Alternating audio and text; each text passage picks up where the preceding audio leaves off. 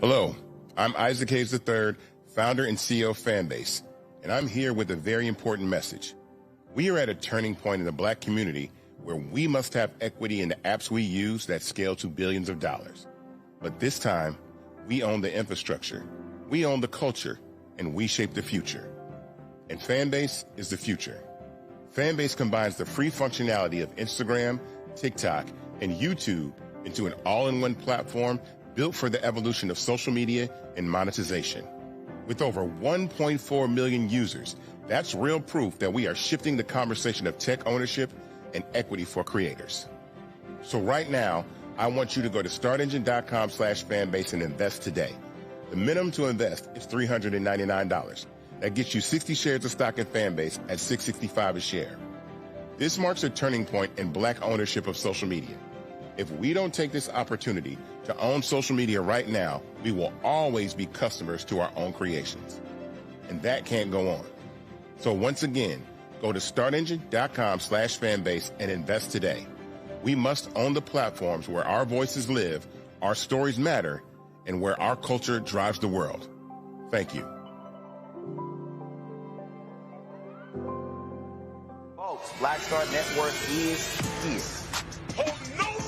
I'm real revolutionary right now. Support this man, Black Media. He makes sure that our stories are told.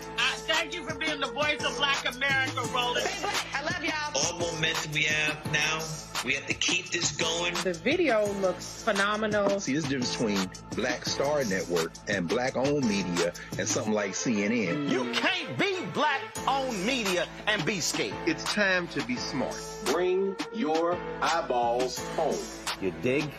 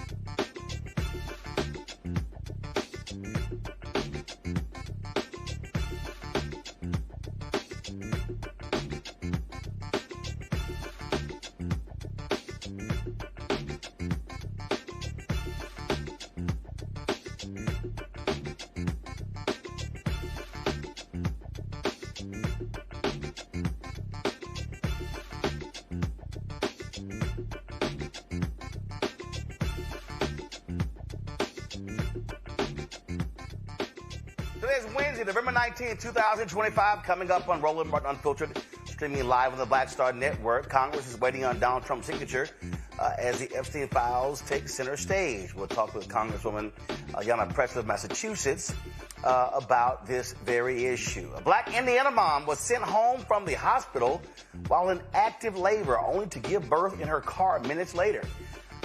Along with her attorney, she's demanding accountability and real change. Tuskegee University has settled its federal lawsuit against the American Veterinary Medical Association, ending a major legal battle over accreditation for the nation's only HBCU vet school. We'll talk with the school's president.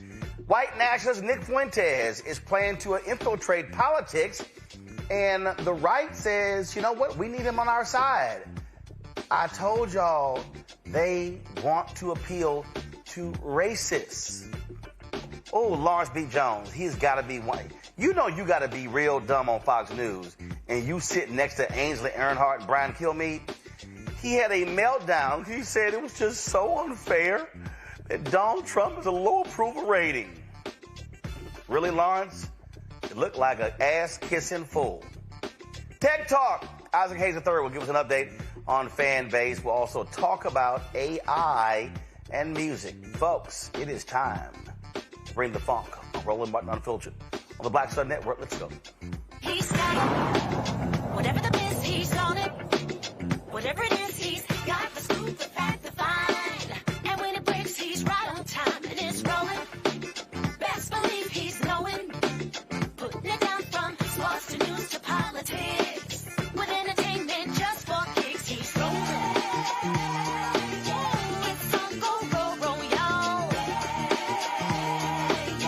It's Roland Martin, Rolling with Roland now. He's funk, he's fresh, he's real, the best, you know he's Roland Martin now.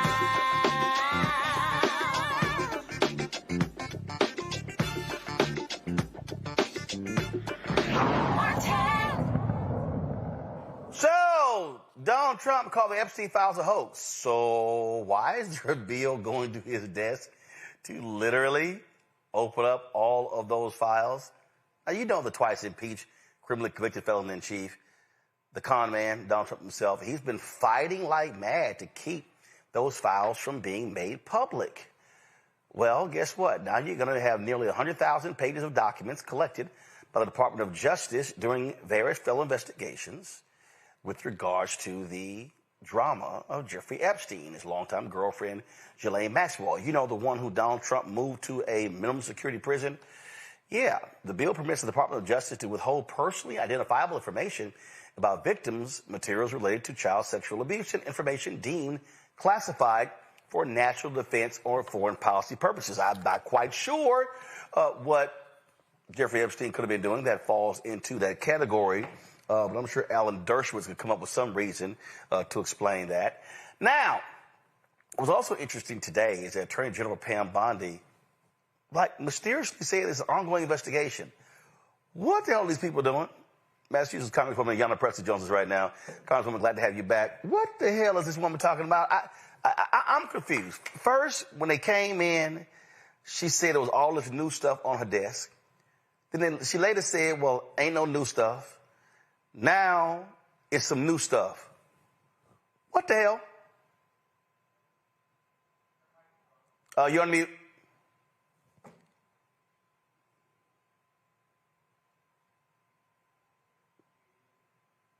Can you hear me? There we go. Okay. Yeah, Roland, distraction, deflection, incompetence, obstruction, stonewalling. I mean, which descriptor do you want to choose? Look, the fact of the matter is, and having spent a lot of time with the survivors of Epstein's trafficking, pedophile, predator Ponzi scheme. They don't want any more investigations. We don't need any more investigations. We just need these files to be released. When I spent time with these women, they said, there's information about my life in here, crimes that were committed against me. And despite numerous FOIA requests, I've never been able to access information about what happened to me. We are the Epstein files, and we want to be released. I mean, this has derailed, permanently deferred dreams for these survivors, many of them who aspired to be dancers, artists, elected officials. And this pursuit of accountability and justice and healing has consumed their lives. It's been an institutional systemic betrayal from law enforcement for the government. We need these files released. Roland, we have no idea how far-reaching this is. Epstein has been accused of being a foreign asset. We know there are implications with banking as well. So we need these files released, and that's going to inform how we move with committees, not only in the Committee on Oversight and Reform, but there could be more work to be done on financial services. There could be more work to be done on judiciary. But for right now, this is a step in the right direction for these survivors and for any survivor who has been silenced, dismissed, or harmed.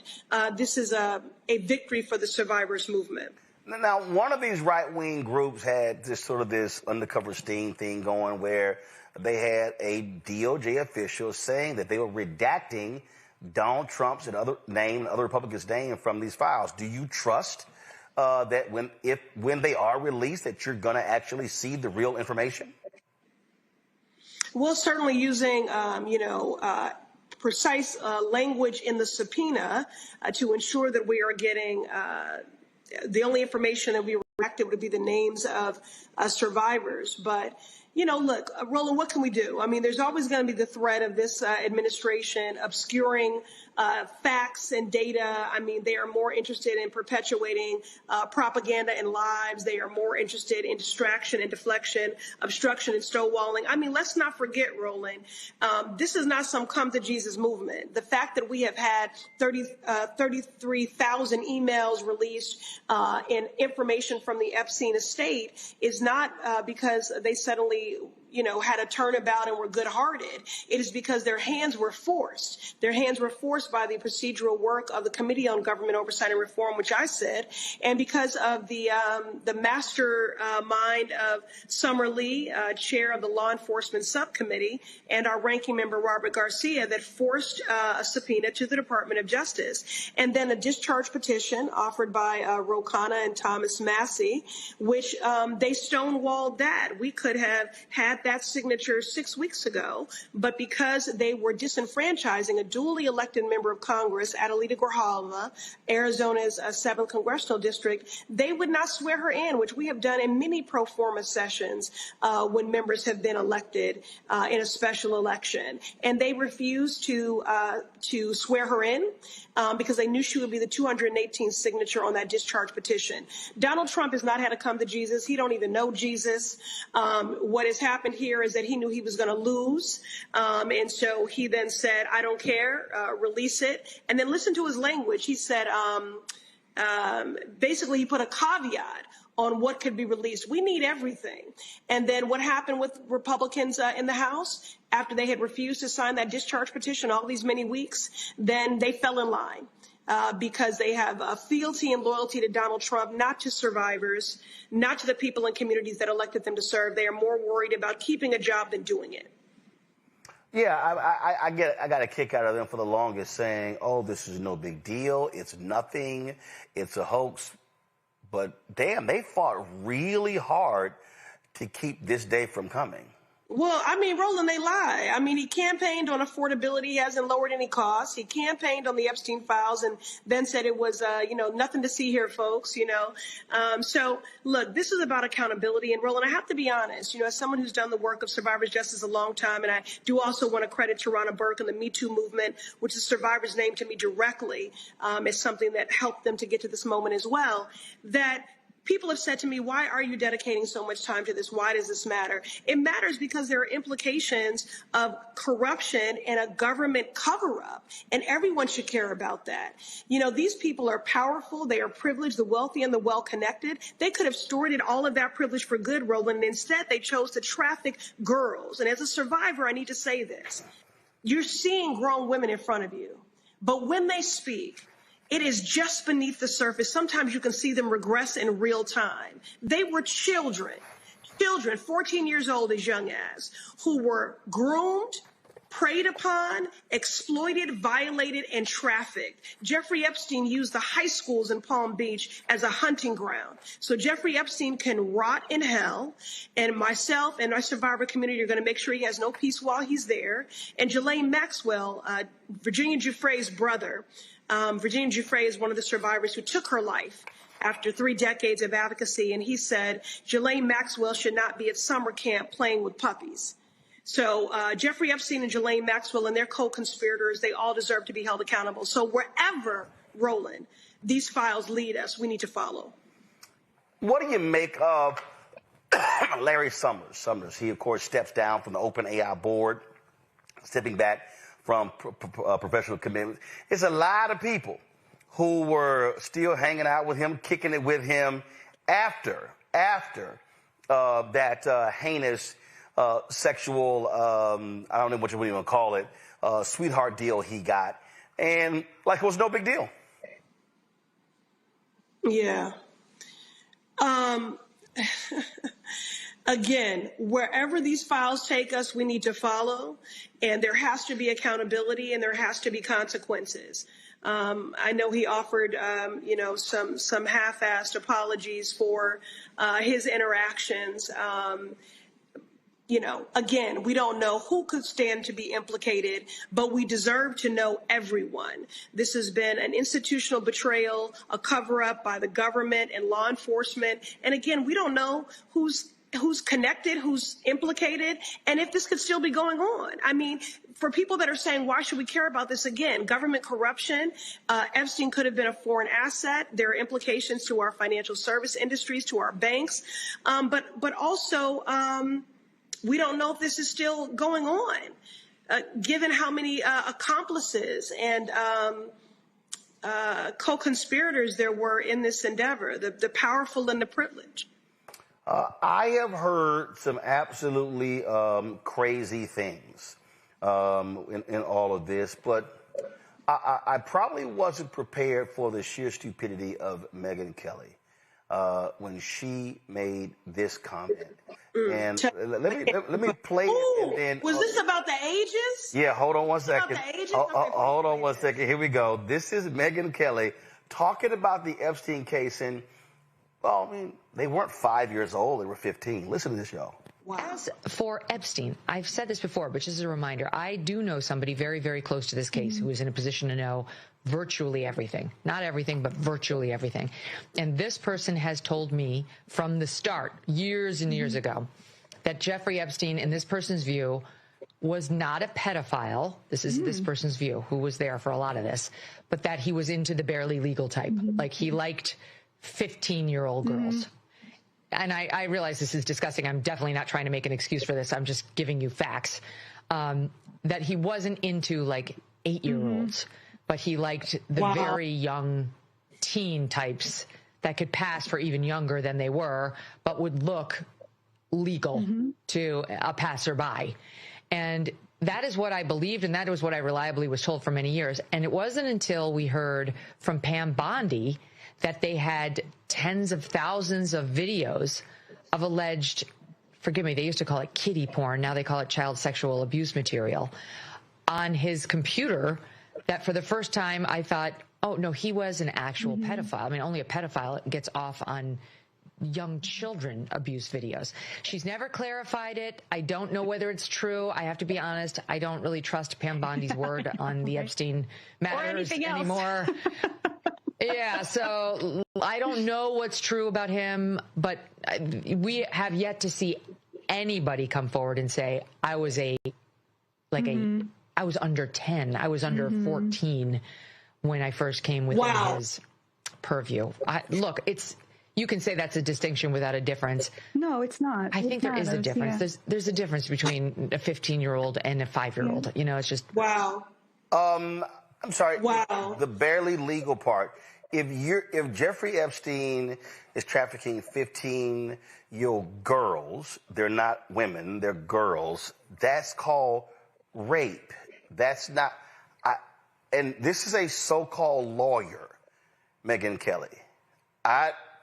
Please. Yeah, so-called would be the right word. First of all, we know that she does not follow any facts. She doesn't know what she's talking about. Same reason last week she was talking about black women can wear their hair however they want and not experience, discrimination. And we got a whole Crown Act about banning race-based hair discrimination. So, she is not well-read, not well-versed, and clearly an apologist and an enabler for pedophiles. And I'm not surprised because we have seen systemically Republicans, they have given cover to everybody from Jim Jordan to Matt Gaetz to Donald Trump to Jeffrey Epstein, so birds of a feather. But that is just shameful and disgusting. We are talking about children. And again, you are changed permanently on a cellular level. It is a lifetime sentence. What any survivor has endured. You revisit it, you live it for the rest of your life. It impacts the intimacy of your relationships emotionally and physically. It changes how you navigate the world. It changes how you see yourself. For every single survivor of Epstein's trafficking, and by the way, this may go down as the biggest human trafficking operation in the history of this country. There might have been as many as 1,000 survivors, which is, again, why we need the full release of these Epstein files. Yeah, many, many victims' lives changed forever, and they are so deserving of these files to be released so that we can get them one step closer to accountability, to healing. And I won't say justice. Justice would mean that they would never have been violated in these violent and egregious ways by this pedophile, predator, Ponzi scheme. Just absolutely disgusting. And I think also disgusting is to listen to Republicans like Speaker Mike Johnson say, well, Democrats had these for 4 years and they did nothing. No, that was an investigation. They could not be released. In fact, the papers, I mean, this is what's, again, what they will brazenly lie.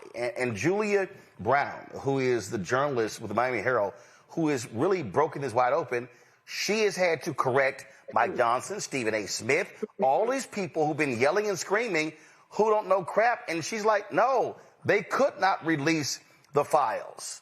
Roland, they don't care. And you're using the word govern very loosely because I don't call that what has happened under Republican majority. It's been chaos. They are as incompetent as they are indifferent.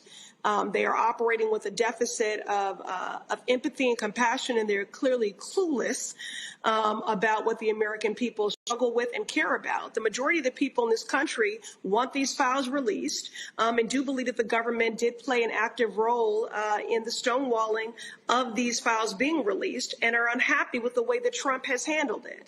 So those chickens will come home to roost. Right now, that discharge petition passed the House, passed the Senate by unanimous consent. Donald Trump has 10 days to sign it, and then 30 days from the signature of that discharge petition for the full release of those files. Last one here. This is Mike Johnson. This is Michael Schnell had this video. Johnson wasn't happy at all that the Senate just simply came to the House and they were like, whoop, gone, passed. It was unanimous consent. He was not too pleased. Well, listen to this. Any reaction to Leader Thune, you seeing the bill without adding amendments or changing it? I'm deeply disappointed in this outcome. I think. Wow. I've been at the state dinner. I don't know. I was just told that Chuck Schumer rushed it to the floor and put it out there preemptively. It needed amendments. Wow. I just spoke to the president about that. We'll see what happens. So do you think he may veto it? You say you spoke to the president? I'm not saying that. He's supportive of it in its current form. We both have concerns about it, so we'll see. I was standing there with the Crown Prince. We couldn't talk. Are you frustrated in the majority leader? Are you upset with the majority leader? Look at that. So, Roland, can I just say, these fake ass Christians, I don't know what else to say. I mean, just they speak with a mouthful of scriptures and carry a heart full of hate. Marian Wright Edelman said that if you don't stand for the children of the world, you don't stand for much. Shameful and disgusting. The only light that I see in this moment is that they are being fully exposed. And I hope the American people are paying attention.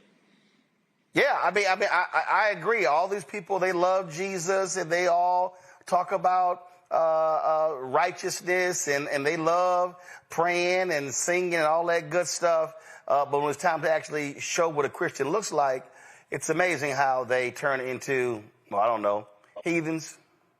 Roland, I don't know. They must be reading that Trump Bible. You know, the one that he was selling that he holds upside down. Oh, can't even name one scripture. You mean the one that has 2 Corinthians? Exactly. You know what, Roland, while I got you, let me be selfish for a moment.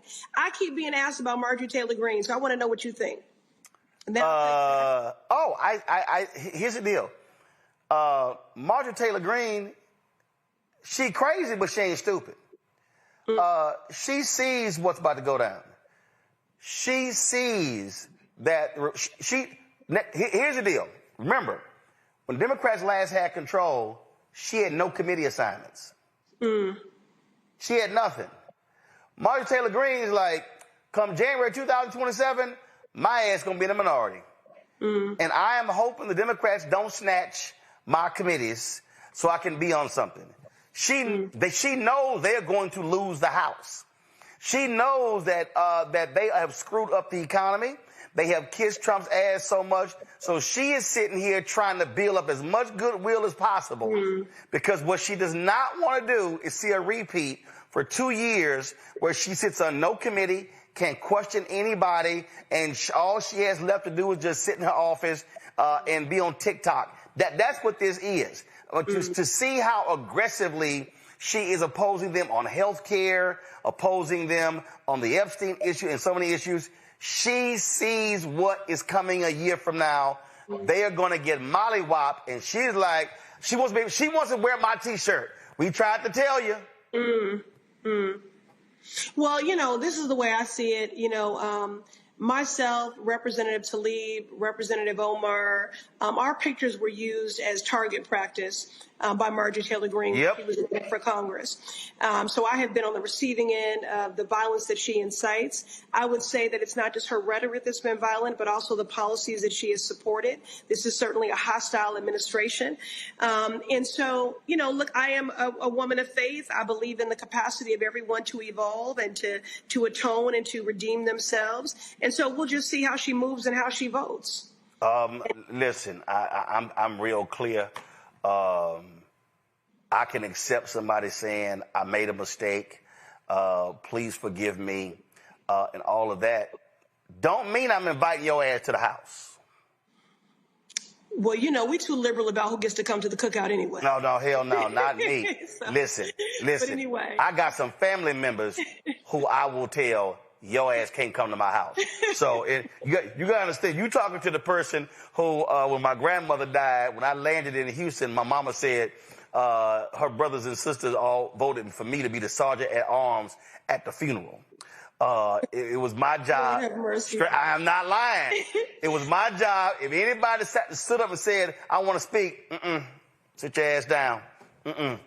I literally stood right next to the podium, and it was kind of like, nope. You can't speak. Well, they're telling me I got to get to the next thing, brother. All right. I appreciate it. Thank you so much. Okay. Keep up the good fight. You got it. Thanks a lot. All right, folks. I'm going to go to a break. We'll be right back. Roland Martin Unfiltered on the Black Star Network. In this country right now, you have people get up in the morning, and the only thing they can think about is how many people they can hurt, and they got the power. That's the time for mourning. For better or worse, what makes America special, it's that legal system that's supposed to protect minorities from the tyranny of the majority. We are at a point of a moral emergency. We must raise a voice of outrage.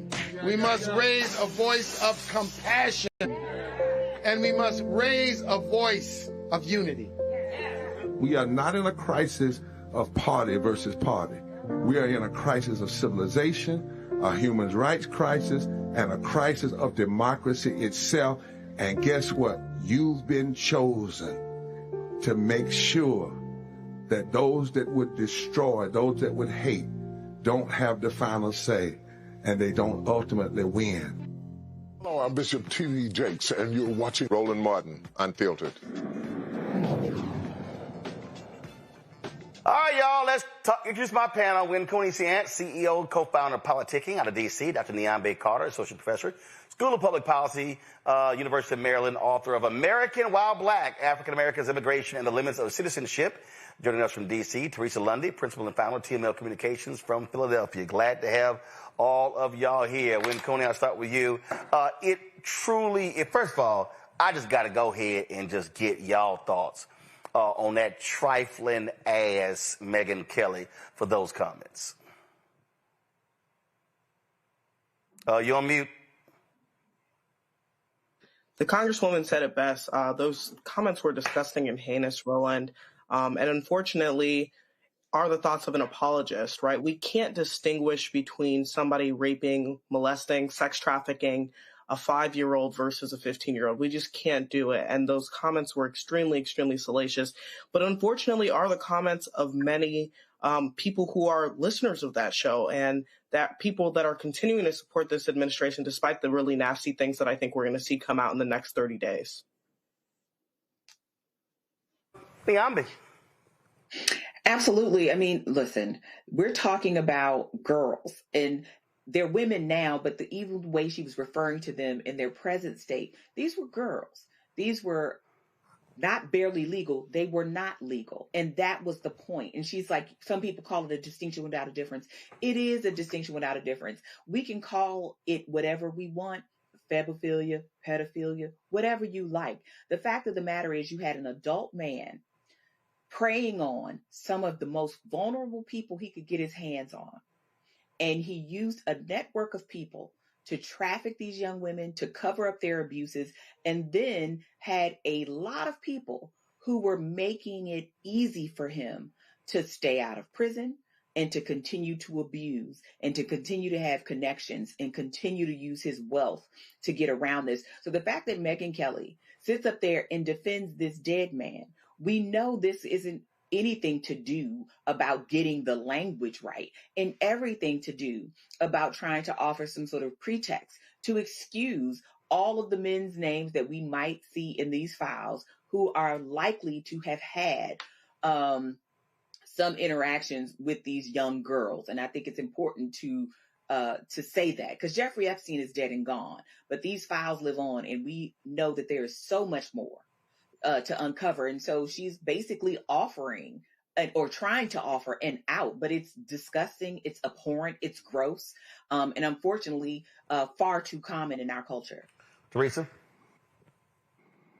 Yeah, I echo the sentiment of my two panelists. I mean, outside of saying, this looks like a pedophile network, it isn't just men that can be pedophiles. Women absolutely can be pedophiles as well.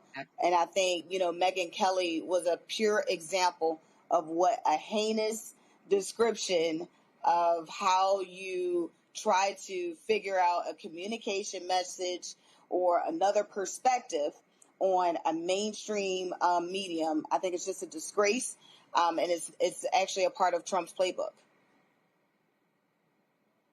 Absolutely. So it is, again, amazing to just sit here and watch these crazy, deranged people. So now, when Cooney Trump is on the clock, the question now is he going to veto the bill, sign it, or do a pocket veto by not even responding? I think in the next 30 days, we're going to see Trump sign it. But what I think will end up happening is that it's going to be held up, right? I don't think that they're going to release all of the files. I don't think that we're going to get the transparency that the American people are seeking.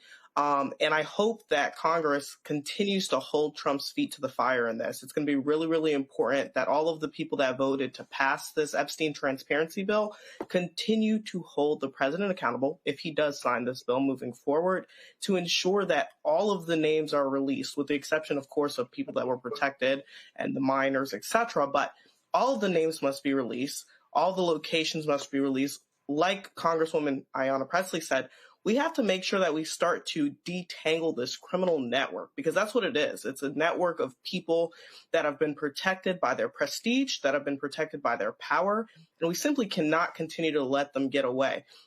Like you mentioned, although Jeffrey Epstein is deceased, there are so many other people that need to be held accountable and liable for their crimes. Ghislaine Maxwell is one of them. She's not getting held accountable enough, in my personal opinion, but there are others that we need to continue to see prosecuted for their crimes against young women, for their crimes against, the entire United States. And really, we have to continue to push these things forward. We have to make sure that they're held accountable, and we have to make sure that accountability is set out. Niambi. Mm-hmm. Absolutely. I mean, I think Trump knows he does not have a veto-proof majority here. Like he's going to get, if he vetoes it, they're just going to push it back through. So I think he will sign it, but I have to agree with Cooney. He's going to slow walk it. He's going to hope we forget. He's going to hope it gets lost in the holiday season. People like to sometimes let things out like right around the holidays when people are busy, when people are celebrating and not paying as much attention. But I think at this point, by continuing to stonewall, he's actually piqued people's interest. So people who normally wouldn't go in for things like this are now all of a sudden going to be paying attention. So I don't think Donald Trump has any way to get out of this. And it's funny, like his undoing has really been his own making. He made a lot of hay about these Epstein files in 2024 when he was running. And now here we are, and he actually has the power to release. He's still trying not to, but clearly his party has turned on him, and I don't think there's any coming back for him on this night. Teresa. Trump has proven time and time again that he is going to go back on his word. Either he's going to be honest if he feels like it, or he's going to be a denier. And I think when he signs it, I do believe this is going to go forward. I don't believe any more stalling is going to happen on his end. He said, release the files. That's what he said on Truth Social, his platform. So we're going to see the files released. We don't know when it's going to be released, but I think when it's released, I think you'll see all of, Trump's back. He has friends, right? But he also has those that he's done wrong, i.e. Marjorie Taylor Greene and others he's done backdoored and called a traitor. So I believe they will also arm their forces and make sure they're prepared to come at Trump when necessary. All right, folks, let's talk about this story. For the second time in a week, we got a story involving a black pregnant mother who claims the hospital mistreated her. Mercedes Wells says she was wheeled out of Crown Point, Indiana's Franciscan Health Crown Point Hospital by security while she was in active labor and forced to give birth on the side of the road 8 minutes later. The Wells family says they spent 6 hours at the hospital pleading with staff as Mercedes' contractions came just a minute apart. Despite her pain, a nurse sent her home without even letting her see a doctor. Mercedes, her husband Leon, and their attorney, Cannon Lambert, joins us right now. I'm glad to have all three of you. Okay. So Mercedes and Leon, take us through going to the hospital. You're going in. What happens when you initially go in? When we get there, we're put in a triage room. I'm going through labor. My contractions are hitting me. I'm squeezing my mom's hand, what she said, so hard that it felt like her hand was going to break, literally. The nurse comes in and she says, okay, I'm going to check you. She checks me. She says I'm only 3 centimeters, so she wanted to wait for 2 hours and come back and check me again. I began walking through the halls, and everyone on staff sees me in agony and pain. They see that I'm in active labor. So they see it, and all of a sudden, okay, so what then happens? I mean, no one's coming to your aid? No nurse, no doctor? Are y'all yelling, saying, can we see a doctor? Can we see somebody? She is clearly about to have this baby. Yeah. The nurse said that I wasn't in active labor. And the doctor never came into my room. I never heard from a doctor, not one time. And y'all were in the hospital 6 hours? Yes. 6 hours, not one time a doctor comes in? No. She told me the doctor's order said I had to be discharged. Wait. The nurse said the doctor's orders were for you to be discharged, but the doctor never saw you. Exactly. Cannon, what the hell? You're right to ask that question. You put your finger directly on the issue. The unbelievable circumstances of this situation are these. They let a woman who was in active labor, leave their hospital when they never allowed her to be seen and examined by a doctor. And yet they used that as the excuse for why she was discharged. And by the way, she was discharged and accompanied by security. Now, you explain to me why that is. Wow. Yeah. I mean, the reality of this is very simple, right? We should be able to agree. We should be able to agree that a pregnant woman who is in active labor should be seen by a doctor. We should be able to agree that a pregnant woman who is in active labor and that is a season, she's got 3 children beforehand, so she knows what her body is telling her, that before you discharge her, that at the very least, a doctor should be in a position to determine whether or not that's necessary. You shouldn't be making decisions based on someone's economic position or their ethnic position as to whether or not you're going to discharge somebody. You should be instead rendering care, and we don't know that happened here. We don't think that it did. So, okay. So security escorts y'all out. Yes. You get in the car. Leon, what happens? So as I'm driving, we're about 8 minutes away. We're actually about 5 minutes away at the time when my wife said she had to push 5-6 minutes away at the time. As she said, she had to push. 8 minutes in, I see my baby's head coming out of my wife. You have to pull my pants down. I pull the pants down, start pulling my pants. She's like, babe, help me pull my pants down. I have to push. And I literally see my baby's head, call 911. I'm like so afraid, like, man, I don't know what to do. You know, I'm not a doctor. You know, I don't have any type of medical experience. I don't know what to do. So I literally pulled over and saw, you know, like my baby's head when I called 911. And I literally, you know, helped pull my baby out.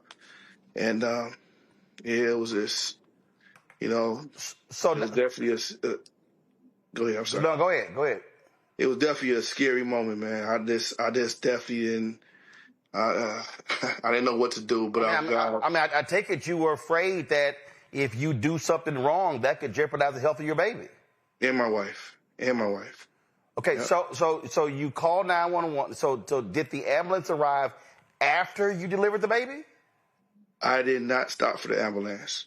So they told me, you know, I called 911. I'm like, what should I do? They're like, wait for the ambulance. I said, I can't wait for the ambulance. My baby's head is right here. I can't wait. And I was afraid that if we did wait, they was going to take us back to the same hospital that this mistreated us. That was my fear. So I had to drive 30 minutes to the nearest hospital to get seen. Wait, so when you called 911, were they coaching you through?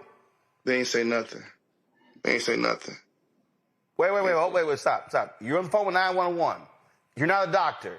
You said, I can see my baby's head. So. Blank. Wait on it, sir. Pull over. Wait on an ambulance. I say, ma'am, my baby's head is coming out of my wife. What should I do? And I kind of lost it at the time, but I had to catch myself.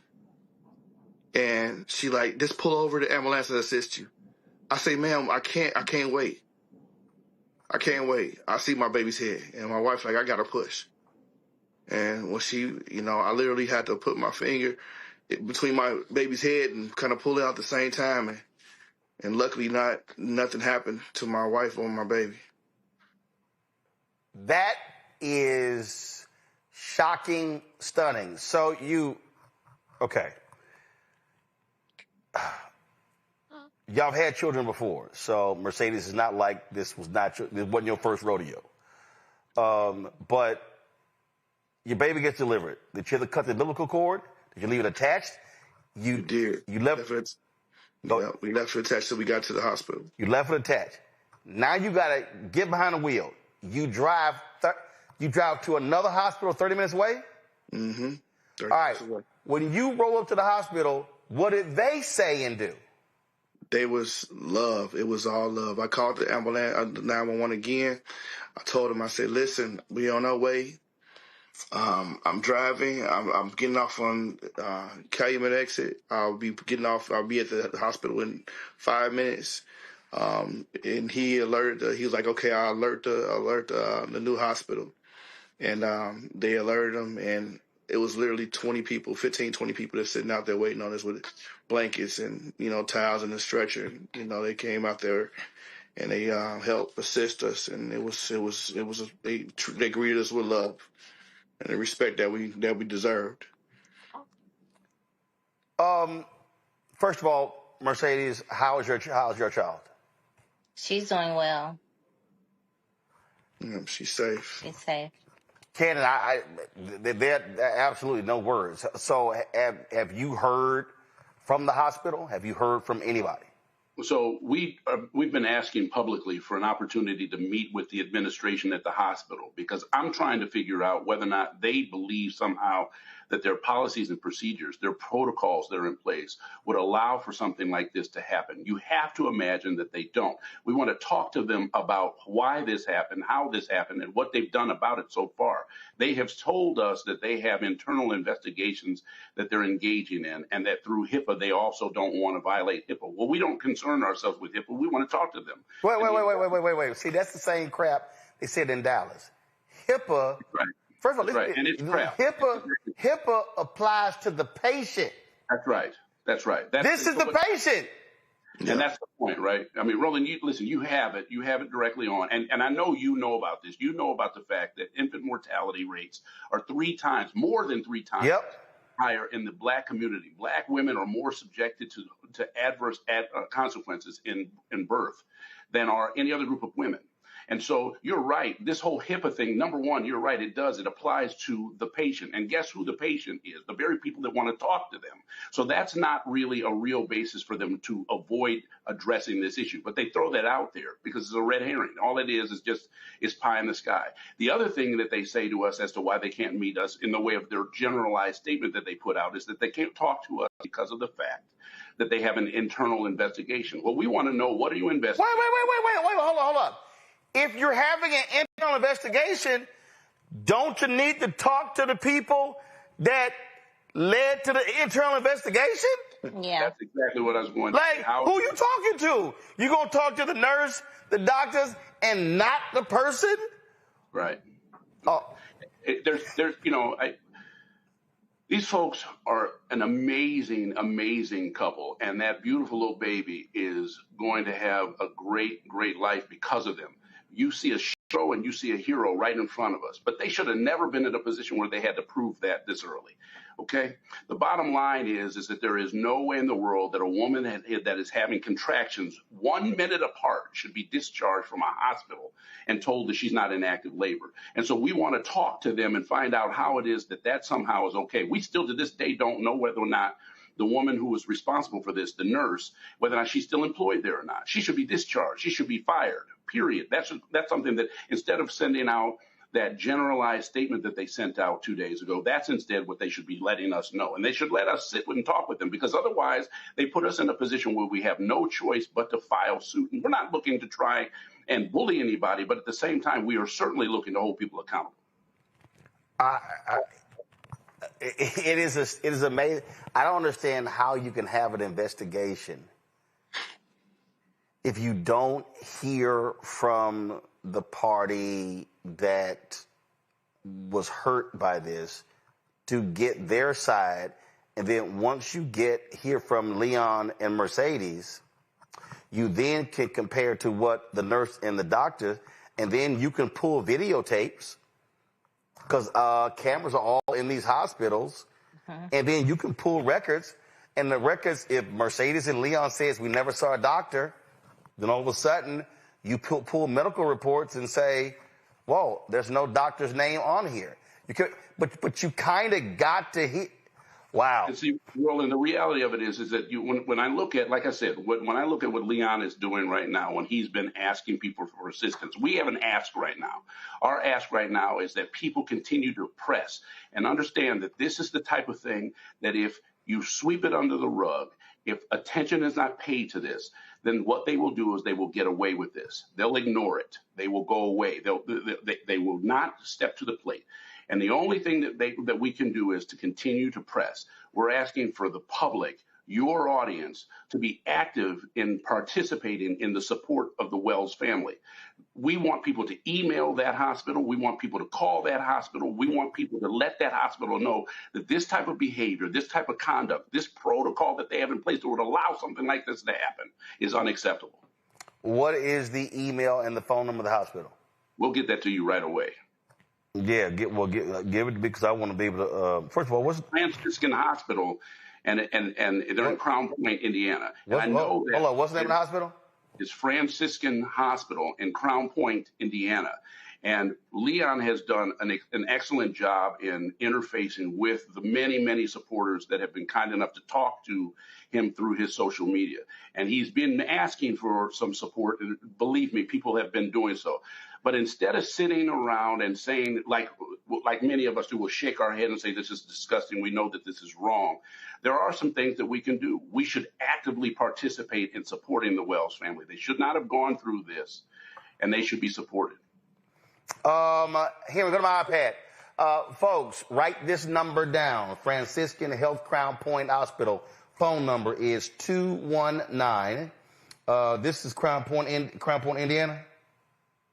Crown Point, Indiana. Yeah, very sure. 219-738-2100. 219-738-2100. Once y'all get an email, let me know that as well, and then I'll give it out. First of all, we're happy to hear. Mercedes and Leon, what's the name of your child? Alina. Elena? Alina. All right, then. Well, yeah, we don't need a picture of Elena. She right there on the video. The baby right there. So first of all, congratulations. First of all, thank God she's healthy. Thank goodness. Both of you are okay. That was still a traumatic experience. And listen, I've dealt with Cannon on many other cases, and so y'all are in good hands. And y'all be sure to give them hell, and Cannon, keep us abreast and updated on what happens next. Amen. Thank you. Thank you. All right, then. Thank you very much. Niambi, I'm going to go to you. The point that Cannon made, we've covered on this story many times. The fact that black women die 3 times higher rate than white women in childbirth. And it ain't got to do with money. Serena Williams, when she was having her child, I mean, she had to damn near cuss out the hospital. And here she married to a white billionaire. She got $200, $300, $400, $500 million herself. So this is not an issue of class or money. It literally is a matter of black and white.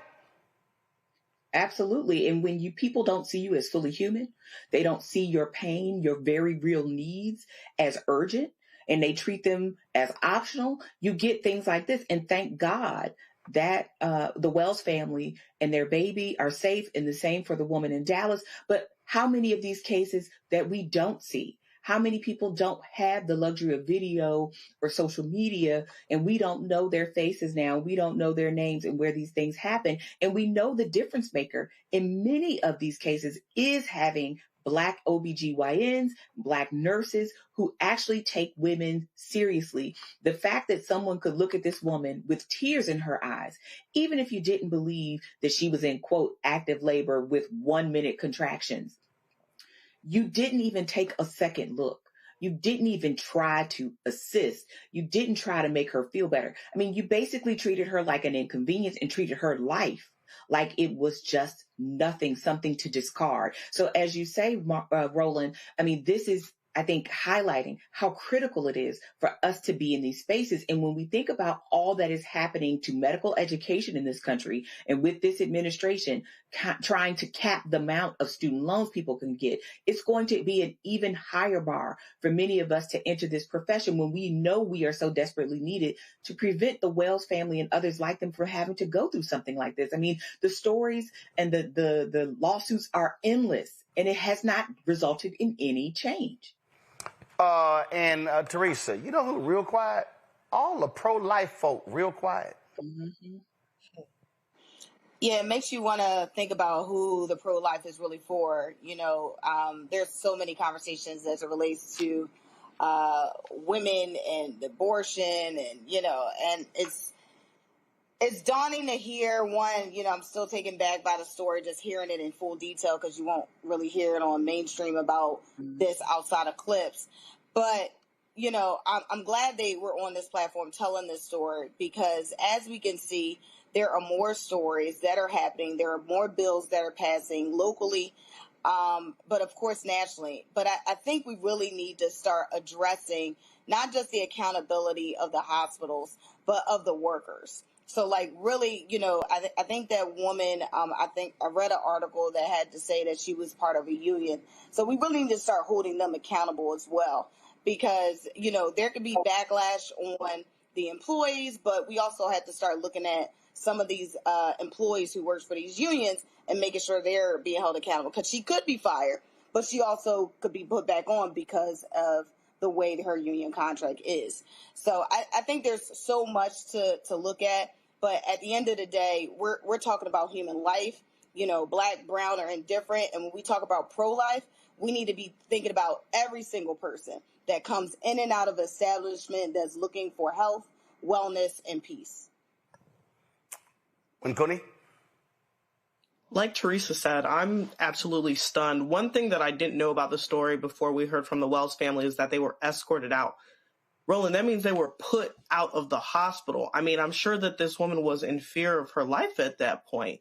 You know, she was actively in labor being put out of a hospital. I can't imagine how that would have felt, but I want us to dig more into the statistics that we were talking about. We know that the Black mortality rate is 3 times higher, but let's compare it against white women. They're only facing 14.5 deaths per 100,000 live deaths, whereas for Black women, that's 50 deaths per 100,000 live deaths. That's scary. That's scary, and that's something that's happening right here in the United States, the best healthcare system in the world. I mean, honestly, we can't continue to see this unconscionable miscarriage of justice when it comes to Black women. I thank God that this woman had a husband that was able to be there and advocate on her behalf. But I think about all of the single Black women that walk into hospitals every day that don't have a partner, that don't have an advocate, that don't have anybody with them, that don't have anybody there to drive them to the next hospital that's 30 minutes away. It's unconscionable. We cannot continue to allow this to happen. Hell, I think about the brothers who ain't never had a kid before, and they had 2 previous ones. Imagine if you ain't never had a kid, you like, I don't know what the hell is going on. Look, Leon had to be scared to death, Mercedes scared to death, and again, anything could have happened. Imagine that umbilical cord was tied around that child's neck. Mm-hmm. I mean, anything could have happened in that situation. Listen, I hope they sue the hell out of this hospital. I mean, light Franciscan health ass up. Y'all, here's the phone number again. 219-738-2100. 219-738-2100. I want y'all to blow their phone lines up. I want them, listen, and listen, y'all, let them know. Matter of fact, let's find who the hospital administrator. They got their information on here. Find a provider, condition service, patient resources. Because, I mean, they need to hear from folk because this makes absolutely no sense on here. They got services. Yeah, they ain't got none of their people on here. Don't worry about it. We're going to find out who the hospital administrator is, and we're going to let y'all know how to hit them up because, you know, they need to hear from the community because this is just absolutely shameful what took place to that family. All right, y'all, we come back. Tuskegee was battling the federal government over, battling an organization over their vet school. We'll talk to the president up next. Also, why Lawrence B. Jones got to be so stupid on Fox News? I mean, you already got a bad haircut, but now we got to deal with his stupidity, complaining about Trump's approval rating dropping to 38%. So y'all know we're going to talk about his little meltdown on the network. So it's a lot we're going to talk about. And also, a Muslim in Dearborn, Michigan, is now crying because the right wing is attacking all the Muslims in Dearborn, Michigan. But that's your people. You voted with Trump. Thoughts and prayers? Also, Nick Fuentes, racist, anti-Semite, misogynist. Trump loves him. So does the right. We're going to show you how the Republican Party loves them some good old-fashioned racists. You're watching Roland Martin Unfiltered on the Black Star Network. Support the work that we do.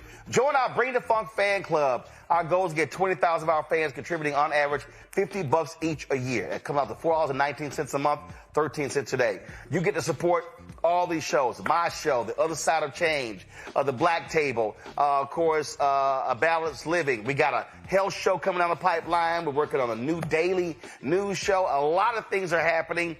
Your support is critical to us being able to expand what we do on the network. And so if you want to give me a Cash App, use the Stripe QR code. You see it right here, bottom left-hand corner. Use that for credit cards as well. PayPal is R Martin Unfiltered, Venmo RM Unfiltered, Zelle, Roland at RolandSMartin.com. Roland at RolandMartinUnfiltered.com. Also, checks and money order. Make it payable to Roland Martin Unfiltered, P.O. Box 57196, Washington, D.C., 20037-0196. Back in a moment. Said the quiet part out loud. Black votes are a threat, so they erased them. After the Supreme Court gutted the Voting Rights Act in 2013, Republican legislatures moved fast. New voter ID laws, polling place shutdowns, purges of black voters from the rolls. Trump's Justice Department didn't stop it. They joined in. In 2018, his DOJ backed Ohio's voter purge system, a scheme that disproportionately erased black voters. Their goal, erase black votes and political power. Yeah, that happened. These are the kinds of stories that we cover every day on Roland Martin Unfiltered. Subscribe on YouTube and download the Black Star Network app. Support fact-based independent journalism that centers African Americans and the issues that matter to our community.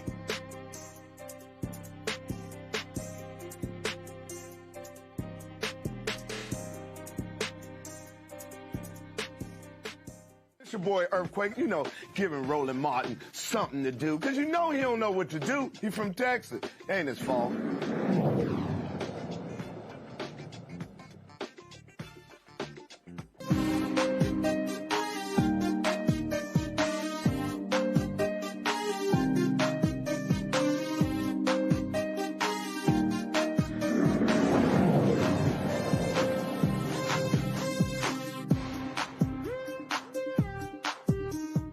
Tuskegee University is settling a dispute with the American Veterinary Medical Association and dropping a federal lawsuit it filed just days ago. The university filed an emergency motion seeking to block the medical association from proceeding with a hearing that could have stripped the nation's only historically black veterinary school of its accreditation.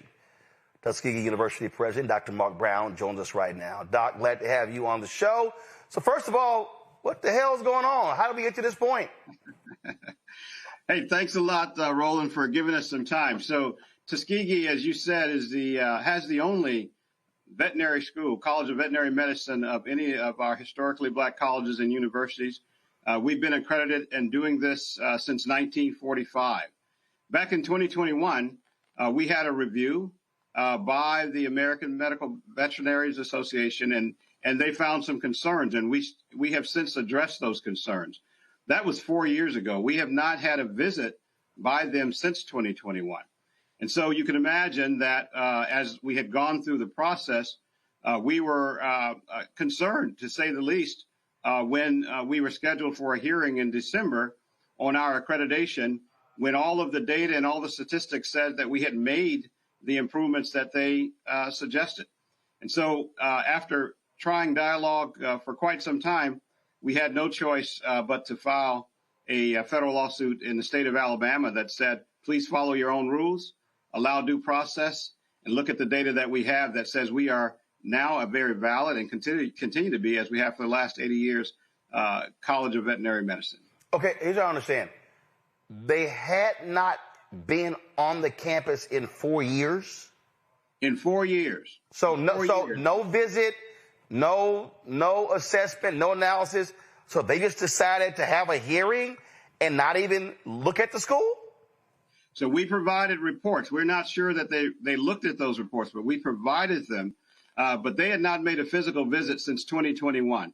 And as you know, financial things and a lot of things can change in 4 years, and a lot of things had changed. And that was really our point. We didn't want, I want to make it clear, Roland, we didn't want our standards to be any different than the standards that they would have for any school. We didn't ask for any special recognition in any way. We simply wanted them to review the data like they do at other schools, or like they should at other schools, and judge us by the same standards. You can't do that if the data that you're looking at and the review that you have is dated 2021 and you have not been back since. But what we were asking for was due process. But that's what's just so strange to me, that they would just decide to have a hearing and you haven't even looked at the school in 4 years. Well, that was strange to us as well. Now, granted, once we filed the lawsuit, then some things change. You mentioned that we were able to drop the lawsuit. That's because instead of giving us a 2-hour hearing, they decided to give us a 3-day hearing, pushed several months back later to the time when they would actually be able to do it. They allowed us to bring the witnesses that we wanted to bring forth. And none of these things, again, are special circumstances. They're just following the due process rules that they have established. You know, what people don't understand is that this whole accreditation process can be devastating to a university when you lose it. Absolutely. Keep in mind, just in terms of context, and I see the byline on one of your screens here saying this, but over 70% of the veterinarians of color in this country graduated from Tuskegee University. And just about every dean of the College of Veterinary Medicine across the country, not just HBCUs, if they happen to be a Black American, graduated from Tuskegee University. So we've been making a significant impact and contribution both to this state and the country for some time in the business of veterinary medicine. However, if you remove the accreditation, even for a year, that stops the pipeline of new students coming in at a critical time in the country when the country is short of veterinarians, especially in rural areas and especially for things like farm animals. So the impact is significant, and it's not a decision that should be made arbitrarily. To that particular point there, and when you talk about them not coming, you also, the issue that you have is that because it comes down to fundraising. It comes down to student aid. And so that's how, look, that's how Morris Brown was hurt. That's how so many other HBCUs have been hurt, because the reality is, look at a lot of the HBCUs, upwards of 90% of their budget also comes from student financial aid. That's absolutely right. And this is not the time to take away a career field and a profession that allows people to build wealth. And a veterinarian is allowed to do that because of the demand for veterinarians. You know, one of the issues is always finances. But we proved that we had profitable years for the last 4 years. And we also broke ground on a new small animal clinic for our School of Veterinary Medicine. And that part of it, the first part of it, we did debt-free. We think we need an opportunity to show that our finances are strong, our pipeline is strong, and our product is good. I want to ask you about another degree program. You guys have been able to celebrate your aviation science degree program. It got restarted thanks to a nearly $7 million grant that came through as a result of Alabama Senator Katie Britt. You know, there were a lot of people who were, I saw a lot of social media comments. People were upset when she got an honorary degree from Tuskegee. And I had to remind people that, listen, Tuskegee is in Alabama. That's a red state. You got 2 United States senators. The reality is black folks are still constituents. And I tell people all the time, whether it's a Democrat or Republican in office, we should be demanding they represent our interests since we are still constituents. And so talk about the first student getting his pilot's license as a result of the rekindling of this aviation program. Absolutely. You know, we are so proud that we have the blessing, I would say, to be where the Tuskegee Airmen proved to the world that people of color, that black people could fly complex aircraft and have the courage to do so in combat. That was on Moulton Field. And today we're able to have our students go all the way through to a commercial pilot's license. And that portion of their program would cost each student up to $90,000. But it cost our first 100 students nothing. That's because the program was championed by Senator Britt, both in the previous appropriations bill, and if we ever get a bill out of the current Congress, it will have an additional dollars in, totaling almost $11 million when you put them together. Our students would not be able to afford, most students would not be able to simply write a check to go through this program if it were not for those appropriations. And that's exactly why we recognized Senator Britt. But more importantly, we recognize these students, because if you look at the percentage of black Americans, African Americans that are pilots, and you look at the pilot shortage in the country, you will see that we are once again, just like they did in World War II, filling a void that the nation needs, that the nation should invest in. So we are very proud of what our students are doing. And I would tell you, Roland, that half of this class are female.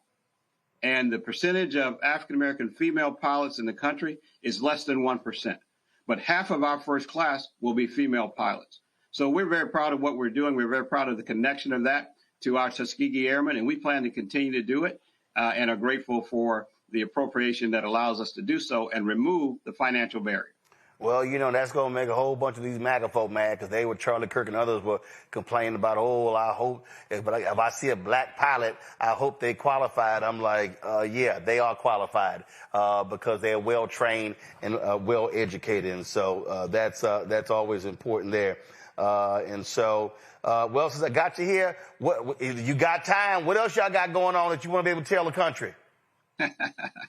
Well, you know, I will tell you this, Roland, and I know I'm telling you as a fellow HBCU graduate that, you know, the return on investment for an investment in an historically black college and university is significant.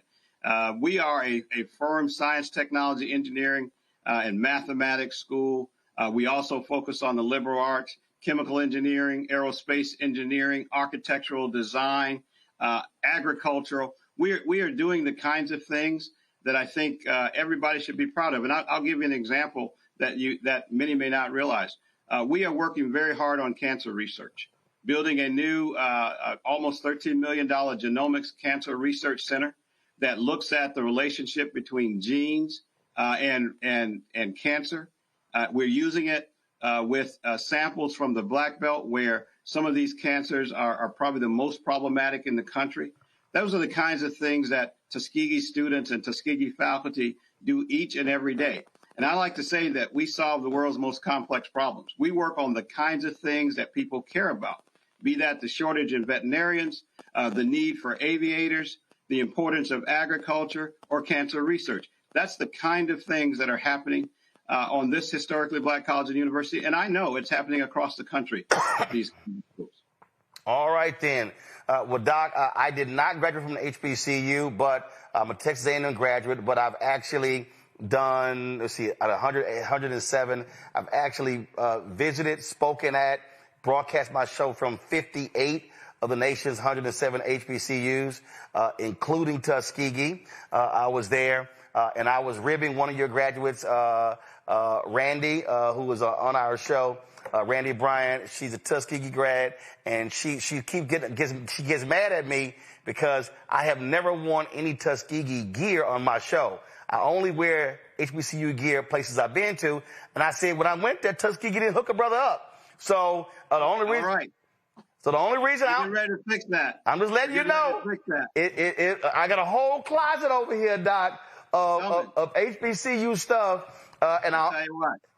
I got three things, and we'll have them in the mail real soon. One of them will say Tuskegee University. Another one will say Tuskegee Airmen. And then there'll be a nice hat that says Alpha Man. I can send that to you. I want to see all three of that on the show. I got you. So I'll tell them. So like a crew neck, whatever, I wear it in the winter. A T-shirt, I wear it in the summer. That way, because I wear stuff all the time. So that's how we recognize HBCUs.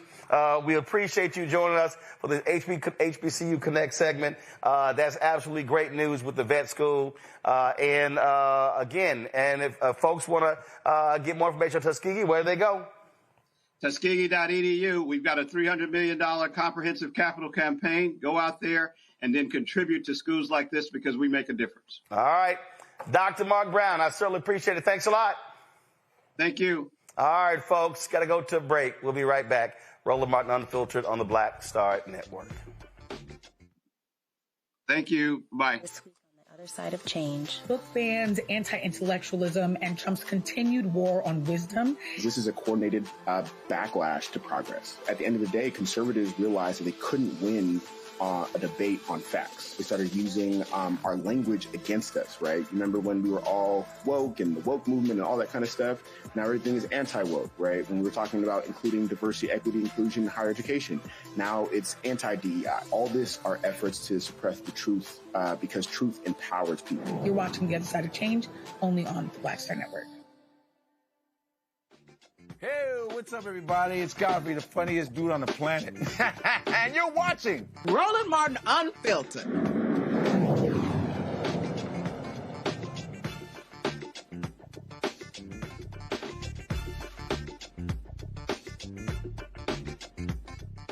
All right, y'all. You know it's rough. Fox News, y'all, they not happy. Because even according to their own poll, Donald Trump's approval rating is at 38%. And now you know Fox News is nothing but the propaganda arm of the Republican National Committee and the Republican Party. And they going to kiss that Trump ass as much as they can. And boy, it was so disheartening. It was so sad. I think he was also moved to tears when poor Lil Lawrence B. Jones, sitting next to airhead Ainsley Earnhardt and airhead Brian Kilmeade, he was apoplectic. He just could not understand how dare Americans give their views. How dare Americans could weigh in and not conclude that Donald Trump is the greatest person ever in the history of mankind to occupy any presidential office. He just could not understand. Watch this. I'm not going to tell the American people how to feel because I think Joe Biden made that mistake of saying, hey, it's transitory, you're not feeling it. But it has only been 9 months. And the bill, the big, beautiful bill, has not, it was passed, but it's not been implemented just yet. There's still some time for that. So he's giving people, and then when it comes to some of the energy policy, all of that has not been implemented just yet. So I'm not saying hold on a little bit, but I am saying it's kind of unfair. Right. When someone has been in there 9 months to put it all on them. Right. Basically, the American people are going to decide when they go shopping who's got the better plan come midterms. Right. And everything is on the line. It's really whether the president's going to have 4 packed years of successes or 2, and then a struggle in the next 2 if the Democrats get control of the House. Oh my God. It's unfair.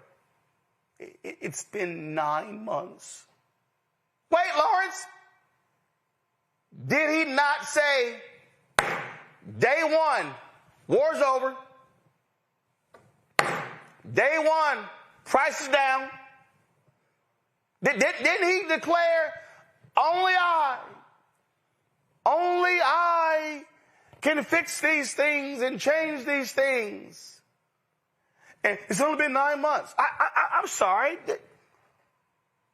I don't recall Lawrence ever saying, hey, right wing, take it easy. The Inflationary Reduction Act has not fully been implemented. I don't recall Lawrence Jones saying, hey, guys, calm down on the right. That infrastructure bill that Biden got passed that Donald Trump couldn't even put one on the table for 4 years. Remember Infrastructure Week? After Infrastructure Week? After Infrastructure Week? I don't recall Lawrence B. Jones on Fox News saying, hey, it hasn't been fully implemented. So I don't want to tell the American people how they should feel. Then I'm going to come back and say, how dare you ingrates be upset after just 9 months? Well, Lawrence, forgive me, Lawrence, because this is the Fox poll. This is the Fox News poll. You know, Lawrence, the one that pays you. The overall job performance of Trump, 41. He's underwater. They love him with border security. Immigration, 46% underwater. Foreign policy, 43% underwater. The economy, 38% underwater. Tariffs are even worse, 35 underwater. Healthcare, even worse, 34 underwater. 34 approve, 64% disapprove on healthcare.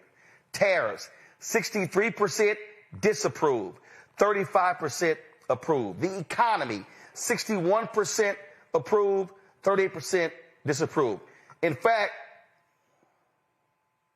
if you take these 6 major things, border security, immigration, foreign policy, the economy, tariffs, healthcare, the only one Trump is in positive territory is border security. But Teresa, it's just been 9 months. How you can't put all of this on him after 9 months. That's literally what kiss-ass Lawrence B. Jones just said. Yeah, one thing Lawrence is going to do is sell it. You know, for those who watch Fox News in the morning, I have to watch them with CNN at the same time. He's kissing something. He's definitely kissing something. He's kissing a lot of MAGA ass. He's definitely doing something to keep that seat. You know, I love it when he talks about he was a former Democrat and why Democrats run and why they lose all the time. And then he's the reason why he's Republican and people still question how he became Republican. It's always the story, the narrative. Like no one would think he's Democrat unless he says it. But I think, you know, the 2 things that I saw in that poll, especially Fox News poll out of all polls, is that border security and immigration were neck and neck. You know, just a few percentage pointage split between each other. And I think the reason why is because you have these advertising commercials going widespread with Kristi Noem. You know, she's riding horseback, talking about, you know, Ice Barbie. she's definitely putting in the work. So if I'm her in that department, it's just like, hey, we're winning. Because, you know, we're putting commercials out. I look like the Ice Barbie of the face of the movement. But I think the rest of the categories are realistic to what everybody is saying. Healthcare is down. He's not making, RFK is not making strides. The Agriculture Department, not making strides. And so, you know, I think if it was switched and we actually had a Democratic president, we would actually see that in 3 months, oh, you're not doing enough, right? And so, you know, I think the commentary is just, one, a bit hilarious, but a bit on the naivety. It's either you believe your audience and what they're telling you and you're willing to fix it, or you're still just a talking head that we're paying you for and you're not telling the truth. When Kui, I got some, Lawrence, I got some extra chapstick. I got some extra. It's a new one, too. Because the amount of ass that you are kissing, your lips are going to be chapped for a long time. When Coney, I mean, I to sit here, well, I mean, how can you put all of this on him after 9 months? I literally do not recall Lawrence Jones giving Joe Biden a 9-month grace period when he was there. I bet if we pulled the tapes, Lawrence was shitting on Biden after 1 month. You know, but this shows you the level of ass kissing of the help on Fox News. It shows you how right-wing Fox News is, how they are not fair and balanced. They don't give a damn about news. They are there to kiss as much Trump ass as possible. In that case, they've succeeded. Bravo. I've always asked myself, where does Fox News find its black people? Do they grow them on a farm or is it AI? Because honestly, he is one of the best tap dancers I've ever seen. I want to know, Roland, when have candidates not been judged on their first 100 days in office? Yeah, we ain't even say 100. This is 9 months. I mean, it's 9 months. Polls are taken over and over and over. We're still getting complaints after 9 months. This tradition of the first 100 days even was started with Franklin Delano Roosevelt, right? This is back in 1933. This is a historical tradition. So now we're not even talking about the first 100 days. We're talking about 9 months in, and we're still getting complaints. Again, I think that we have to be more reasonable, but this is really why it's so important that channels like this exist, Roland, that networks like this exist, because We see people on Fox News placate day after day after day to Donald Trump and his cronies. And at this point, I can't understand how the American people still feel comfortable ingesting that type of information. Facts are the facts. We have to constantly measure presidents against a barometer, against key performance metrics. If we're not doing that, how are we supposed to see if they're being successful or not? Now we have someone who's telling us that 9 months in, we can't take an assessment of how the president's doing. So he can continue to fail the course without any assessments moving forward. What we just saw with the government shutdown is a direct result of the Trump administration. What we're going to continue to see in the next 3 years is going to be a direct result of the Trump administration. So we have to continue to survey. We have to continue to use our key performance indexes because it's the only way we're going to be able to keep Donald Trump accountable. Here's what's hilarious, Niambi. Here, go to my iPad. This is literally Biden's poll numbers. Mm-hmm. January, 51.7. It went up to 54.8. And then it began to fall. And then it was constant polling. 49.3, 47.1, 44.9. When we got around to this same period in 2021, 42.5. I guarantee you that if we went into the archives of Fox News, we will hear Lawrence B. Jones, Brian Kilmeade, Angela Earhart, Sean Hannity, Laura Ingraham, just trashing Biden for low poll numbers. But Lawrence, it's been 9 months. What's wrong with y'all? You can't put everything on him. Oh, we can? That's what y'all did to Biden. That's what y'all did to Obama. That's what y'all did to Clinton. Really? Well, he's the president. That's the job, right? The buck stops here. It's a saying for a reason. You can't say, I want to own all the good things, and in every trouble, that's somebody else's fault. I haven't had enough time. As you rightly pointed out, he ran on all of these issues. The tariffs, he was going to make the economy better. He was going to make eggs cheaper. He was going to bring down the price of gas. All of that lies. He was going to put more money in our pockets. None of us are seeing it. He was going to destroy the Department of Education. He did that. He's destroying the White House, doing that. He is, shut down our government, did that. I mean, he's doing lots of things very successfully. It just so happens that those things aren't the things that most people want. And so now he is failing like he did the first go round, but people were willing to give it another whirl, and he's failing again. And now everybody wants to come to his aid. This man has campaigned on doing everything at warp speed, whether it was curing COVID or he was going to get us out of these skirmishes in the Middle East. He was going to do all the things.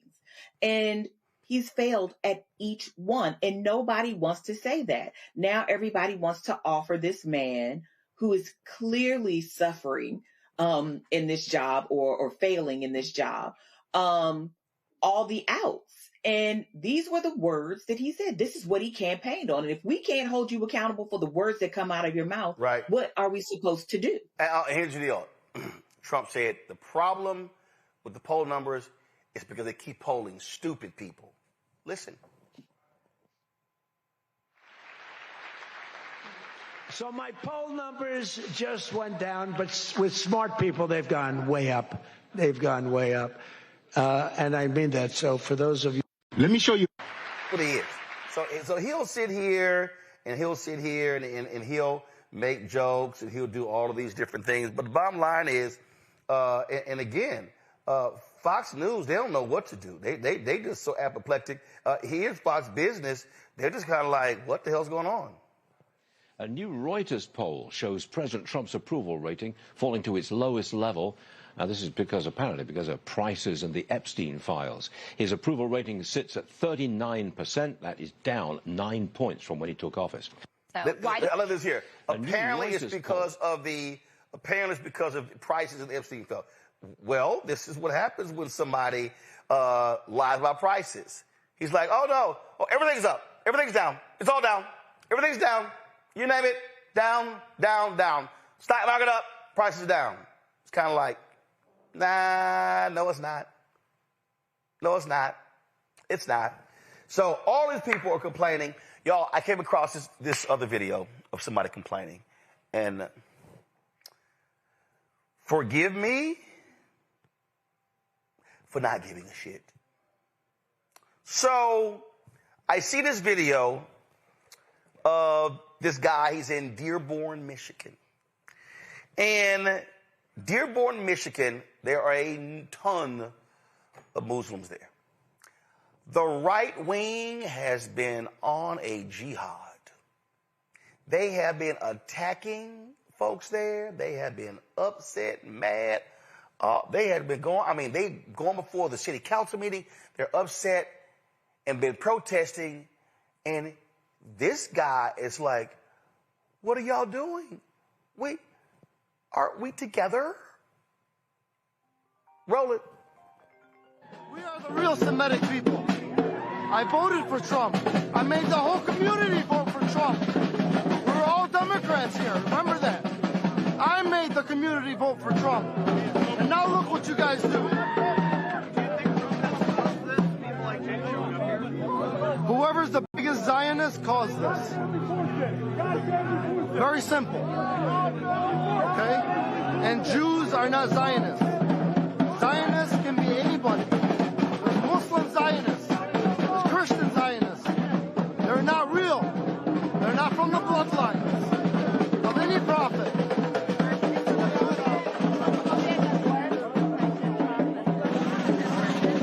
What is it?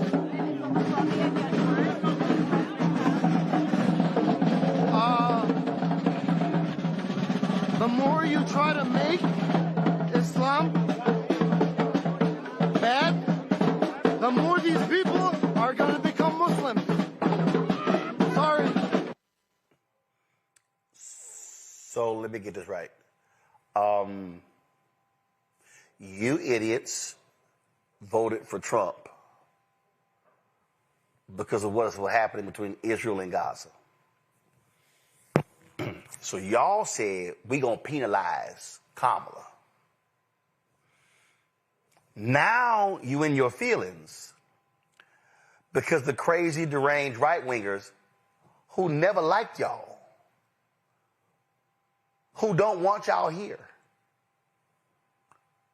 who slap all of y'all with Sharia law, now they are protesting in Dearborn, Michigan. And you want us to care?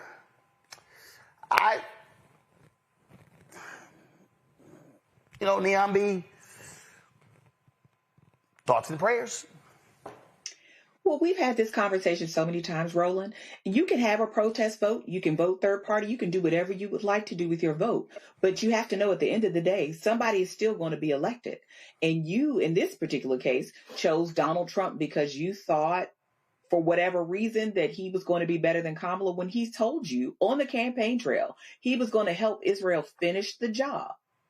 He made it clear that he wanted that land. He wanted to develop it. He wanted to be resorts there. He did not see a pathway back for Palestinians in Gaza. And he is kept with that.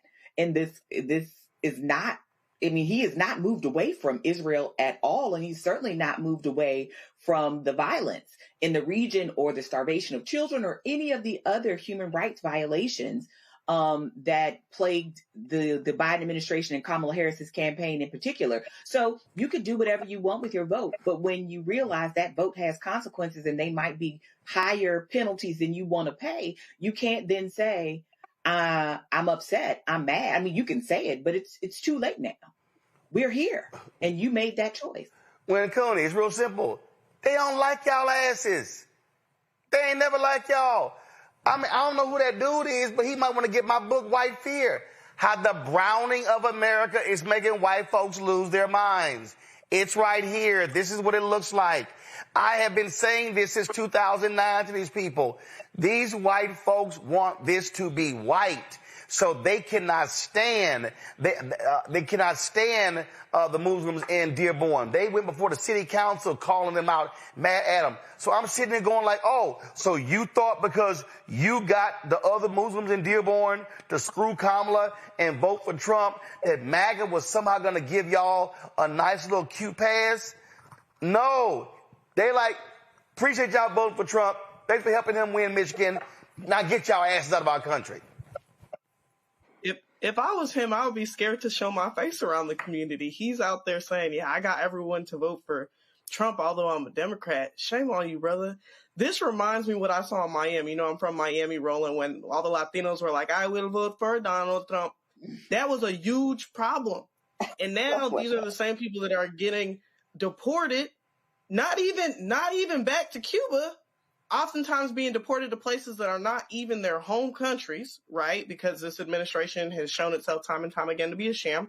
But again, when you vote on a single issue, when you're a single issue voter, and you don't think about the consequences of your actions, and you don't think that you're included when the president is spewing bigotry, when you think that you're excluded from that on account of your religion or account of your race, you are included. If you are a black and brown person living under this administration, he's talking to you.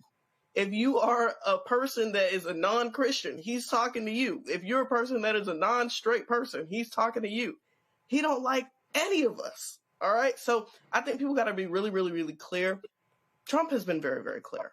He's run on a premises of white supremacy, and that's not going to change. So when I see brown people saying that they're going to support him or have supported him in the past, the chickens are simply coming home to roost, like you said, Roland. Oh, yeah. This is a tweet right here, Teresa. This is Dearborn, Michigan. It is essentially an Islamic state operating in America. How is this acceptable? Oh, Lord, they upset. Oh, they mad, and they trying to protest. And Teresa, I'm sitting there like, hey, man, don't come holler at us. Y'all voted with them. Dearborn, y'all voted with them. So them chickens coming home to roost. They say elections have consequences, and I think people are feeling it. I think people are trying to figure out their personal next steps. But overall, you know, what I see, you know, especially in these 9 months of Trump's presidency, I think they're also trying to prepare for a J.D. Vance presidency. So I'm kind of keeping watch on where he's going, what he's doing, what he's saying, how he's interacting.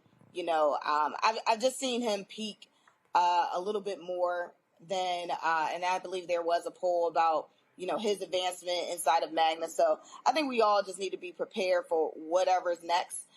Because one thing about the Magna team, they will do whatever it takes to make sure they maintain power and authority, whatever that looks like. Yep, absolutely. All right, quick break. We come back. Now, Donald Trump, now super Christian, now he supposedly cares about the Christians being hurt, being harmed in Nigeria. And now we got that super duper policymaker, Nicki Minaj, endorsing him at the United Nations.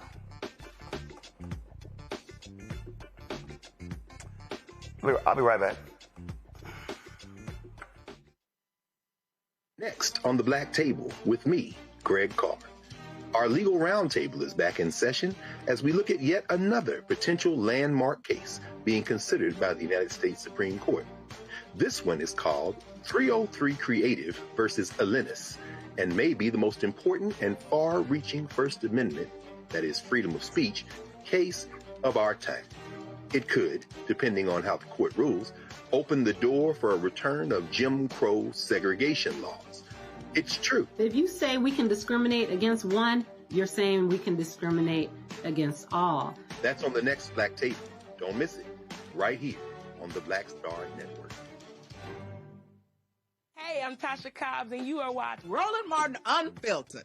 But I need a little filter. I need something. Blow me out. Make me look 35.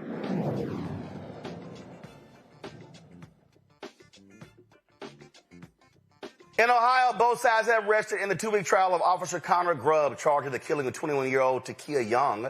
Grubb did not testify but submitted a written statement. Prosecutors say he and another officer confronted Young outside a Kroger over a shoplifting report, yelling at her to get out of the car. When her vehicle inched forward with a turn signal on, Grubb fired a single shot, killing her and her unborn child.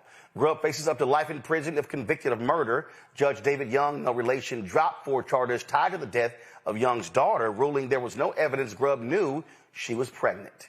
Bloomington, Indiana police arrested 16 men in a 3-day sting operation called Operation Creep, targeting adults who tried to solicit a 17-year-old girl for sex.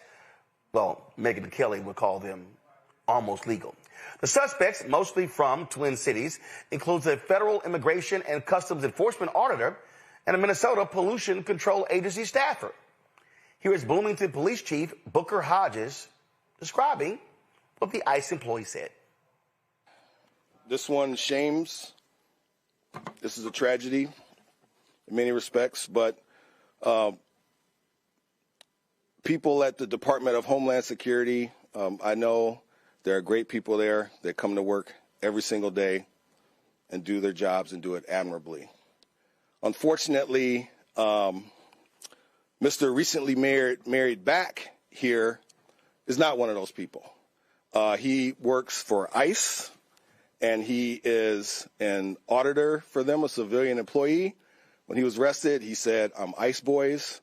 Well, you know, unfortunately for him, we locked him up, put him in our jail. He got reappropriated to our jail, and my understanding is he helped send people to send federal authorities.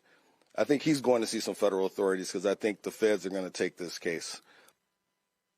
I'm ICE boys. Congratulations. You're now arrested. Hodges said these investigations are more challenging now because traffickers use advanced technology and online ads, and some suspects even brought guns and drugs to their meetups. A federal judge has questioned the Justice Department about how it secured charges against former FBI Director James Comey. Prosecutor Lindsay Halligan, an idiot, acknowledged in court that the charges currently filed had not been reviewed by the entire grand jury. I told y'all she's a dumbass, and they're going to talk about DEI.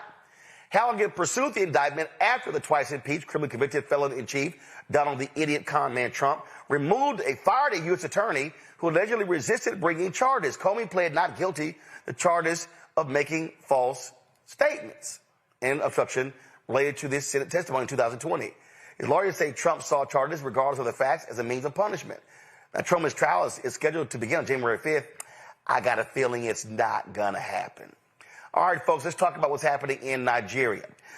Donald Trump is now threatening military action in Nigeria. Now we got Nicki Minaj. She's been on social media, now speaking at a U.S. organized United Nations event to call attention to the plight of Christians in Nigeria, claiming more than 7,000 Christians have died just this year. She expressed gratitude to Donald Trump for prioritizing the issue. In Nigeria, Christians are being targeted, driven from their homes, and killed. Churches have been burned. Families have been torn apart, and entire communities live in fear constantly, simply because of how they pray. Sadly, this problem is not only a growing problem in Nigeria, but also in so many other countries across the world, and it demands urgent action. And I want to be clear. Protecting Christians in Nigeria is not about taking sides or dividing people. It is about uniting humanity. Nigeria is a beautiful nation with deep faith traditions and lots of beautiful barbs that I can't wait to see. All right, folks, about a 5-minute speech that she gave. Now, the government there says they reject a claim that genocide is happening there. While violence in Nigeria has indeed claimed thousands of lives, it stems from multiple causes that we're about to get into right now with our guests. So let's talk to national security and foreign policy expert Asha Castleberry-Hernandez. Glad to have you here. So, all right, explain to people what's going on there. 'Cause let's just be real clear. Americans don't give a shit about what's happening in African countries. We don't. So all of a sudden, Nicki Minaj is now talking about this here. The right-wing MAGA folks are now, applauding her. So really, what's the cause of this violence in Nigeria? And is it recent, or has this been happening for a long time? Well, it's been happening for quite some time, since 2009, orchestrated by Boko Haram. But what has happened is that because this has been such an enduring problem orchestrated by Boko Haram, it has created a complex security environment where it's just not just Christians that are being targeted, it's also Muslims. And it's so perplexed that when you look at the tactical approach here, many of the attacks are like coming in and saying, oh, are you Christian? Okay, I'm going to attack you for that. No, they're just attacking people. They attack mosques, they attack churches. So it's more perplexing. When you look at the optics here, it's too one-sided. She needs to be promoting on the fact that it's a humanitarian issue, a humanity issue, and that in terms of interfaith, we need solidarity between the two countries, not just focus on one religious community. Well, we understand why, because you have these right-wingers who claim to be evangelicals and loving Jesus, and they want to say, oh, Christians are being persecuted. This is also part of Donald Trump's whole MO by saying, oh, Christians are being persecuted. Look, they think Christians are being persecuted in the United States. Yes, and in fact, this is part of his base where, it's driven by the fact that I have a lot of Christians. In fact, a lot of them are deeply influential when it comes to galvanizing the black vote and the brown vote to justify why they should support me. So I think this is something where they want to go global with it. But again, they're using the wrong person. When it comes to celebrity diplomacy, the point is to shape global policy, and this is not the right approach. You got to look at history. Like, for instance, you could use someone like a Reverend Jesse Jackson, who had a whole bunch of access to foreign leaders and governments to make a difference. But here it's not. All it did was agitate the Nigerian government, and it has no influence here. All it did was pretty much raise awareness because she had 26 million followers, but it did not make a difference. Well, here is the tweet that this idiot sent out on Truth Social. If the Nigerian government continues to allow the killing of Christians, the USA will immediately stop all aid and assistance to Nigeria and may very well go into that now disgraced country, guns a-blazing, to completely wipe out the Islamic terrorists who are committing these horrible atrocities. I am hereby instructing our Department of War to prepare for possible action. If we attack, it will be fast, vicious, and sweet, just like the terrorist thugs attack our cherished Christians, warning the Nigerian government better move fast. He might want to slow down, Asha, because last I checked, isn't Nigeria number 4 in sending oil to America? Yes, and also, too, that's a very cavalierish approach.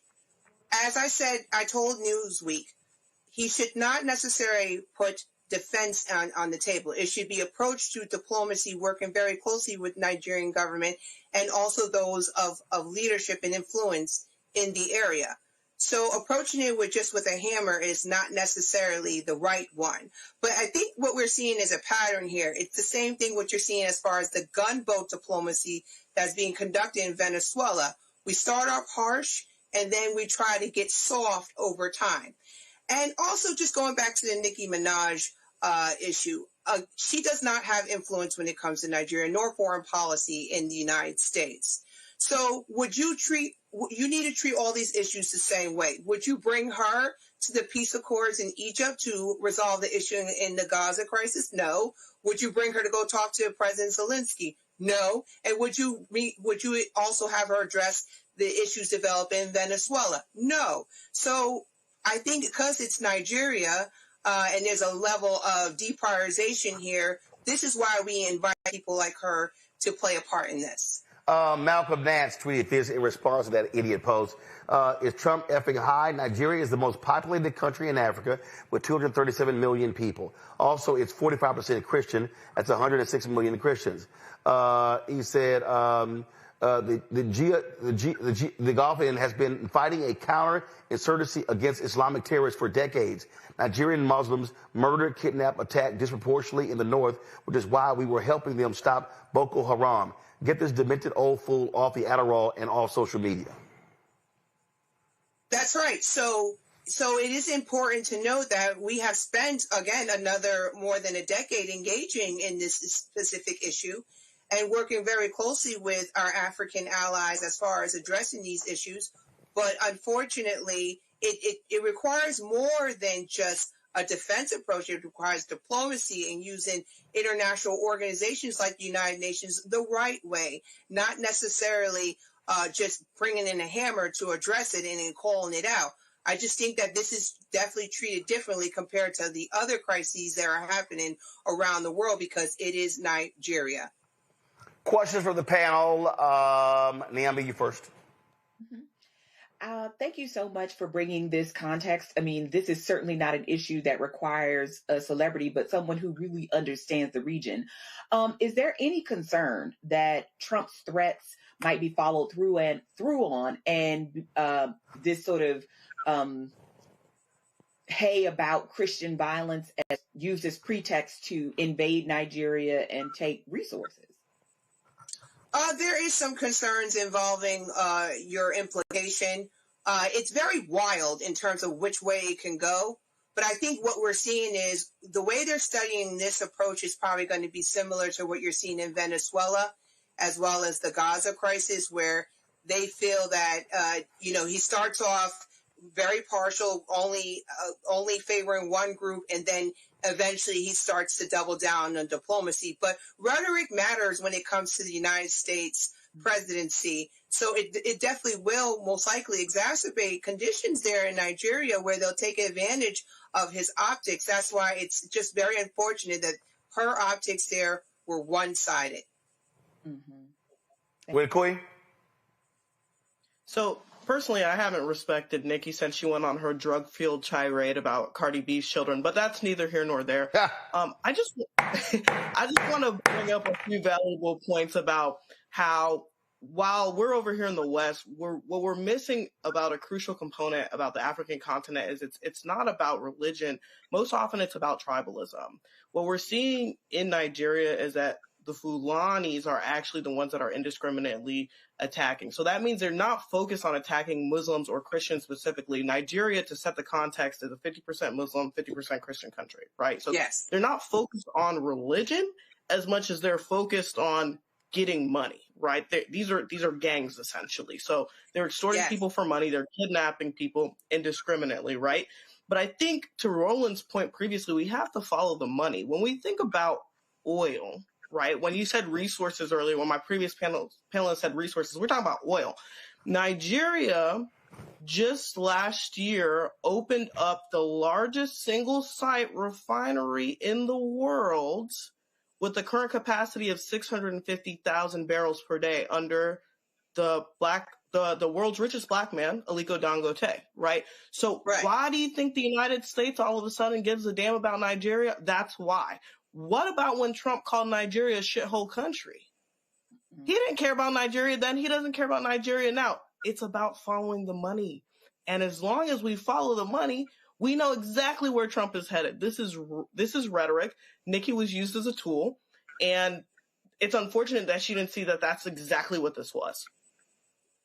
Right. And you could tell that she didn't necessarily really assess the entire situation in terms of the dynamics, especially when it comes to energy. I mean, energy diplomacy is a huge part when it comes to U.S. foreign policy, right? So when the Ukraine-Russia crisis broke out, we were restricted in terms of a specific energy market to where the United States had to run to Venezuela as far as helping to stabilize oil prices. And it's the same thing when it comes to Nigeria, right?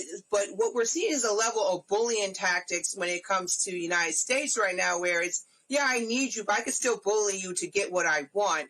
And it's very risky because this is not how you manage your allies and partners in the 21st century international system. So I don't think that that's being taken into account, especially when it comes to Nicki Minaj. We need someone better that understands these issues, has the ability to project power and influence, and be able to engage in this effectively, and not what we just saw just recently.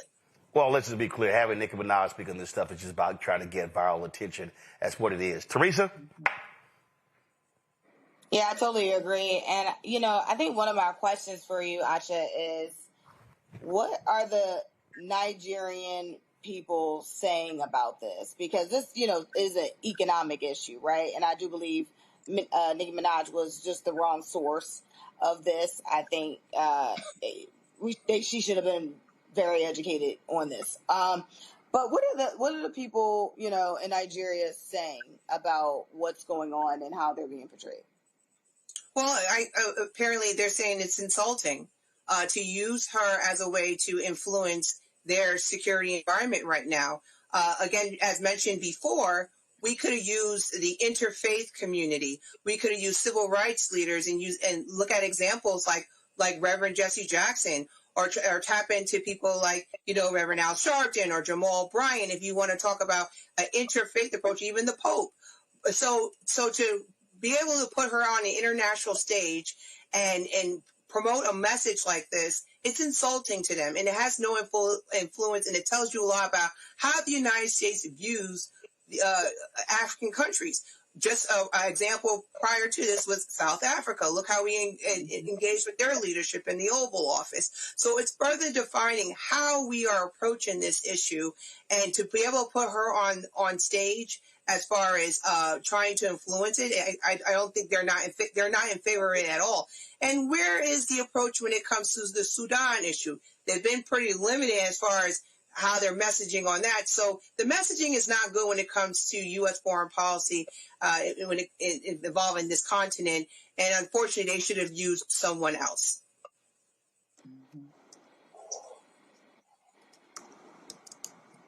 An excellent point. Asha, we appreciate it. Thanks for the breakdown.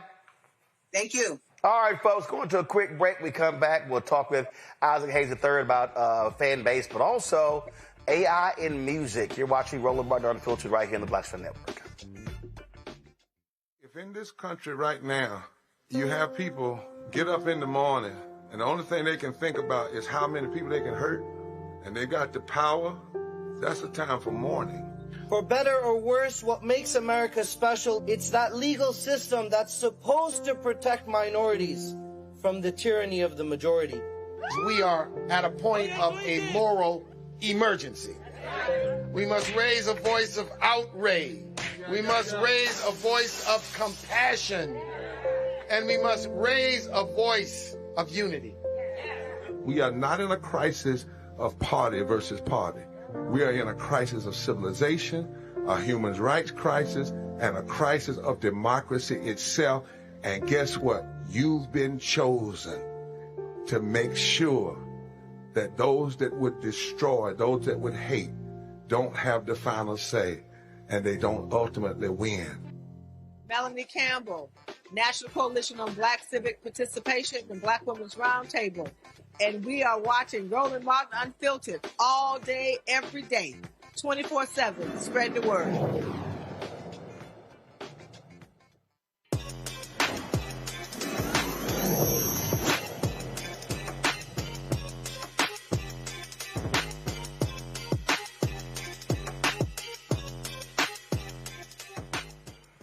All right, folks. Everybody keeps talking about AI and music, and the music industry has been losing their mind over this sister who signed this supposedly signed a $3 million deal with a record label and all kind of stuff like that. And what the hell is really going on? What are we now dealing with? Joining us right now, Isaac Hayes III. He's the CEO, founder of Fanbase. Isaac, you posted something earlier today where you, who was the person, Monet or something like that? This AI singer. So you gotta be cracking up where she's an AI singer. You decide to use the same AI to take her song and make it sound like her. Yeah, with these new AI artists, there is no real protection against anybody duplicating the voice of the person that already has created it, because you're using the AI product.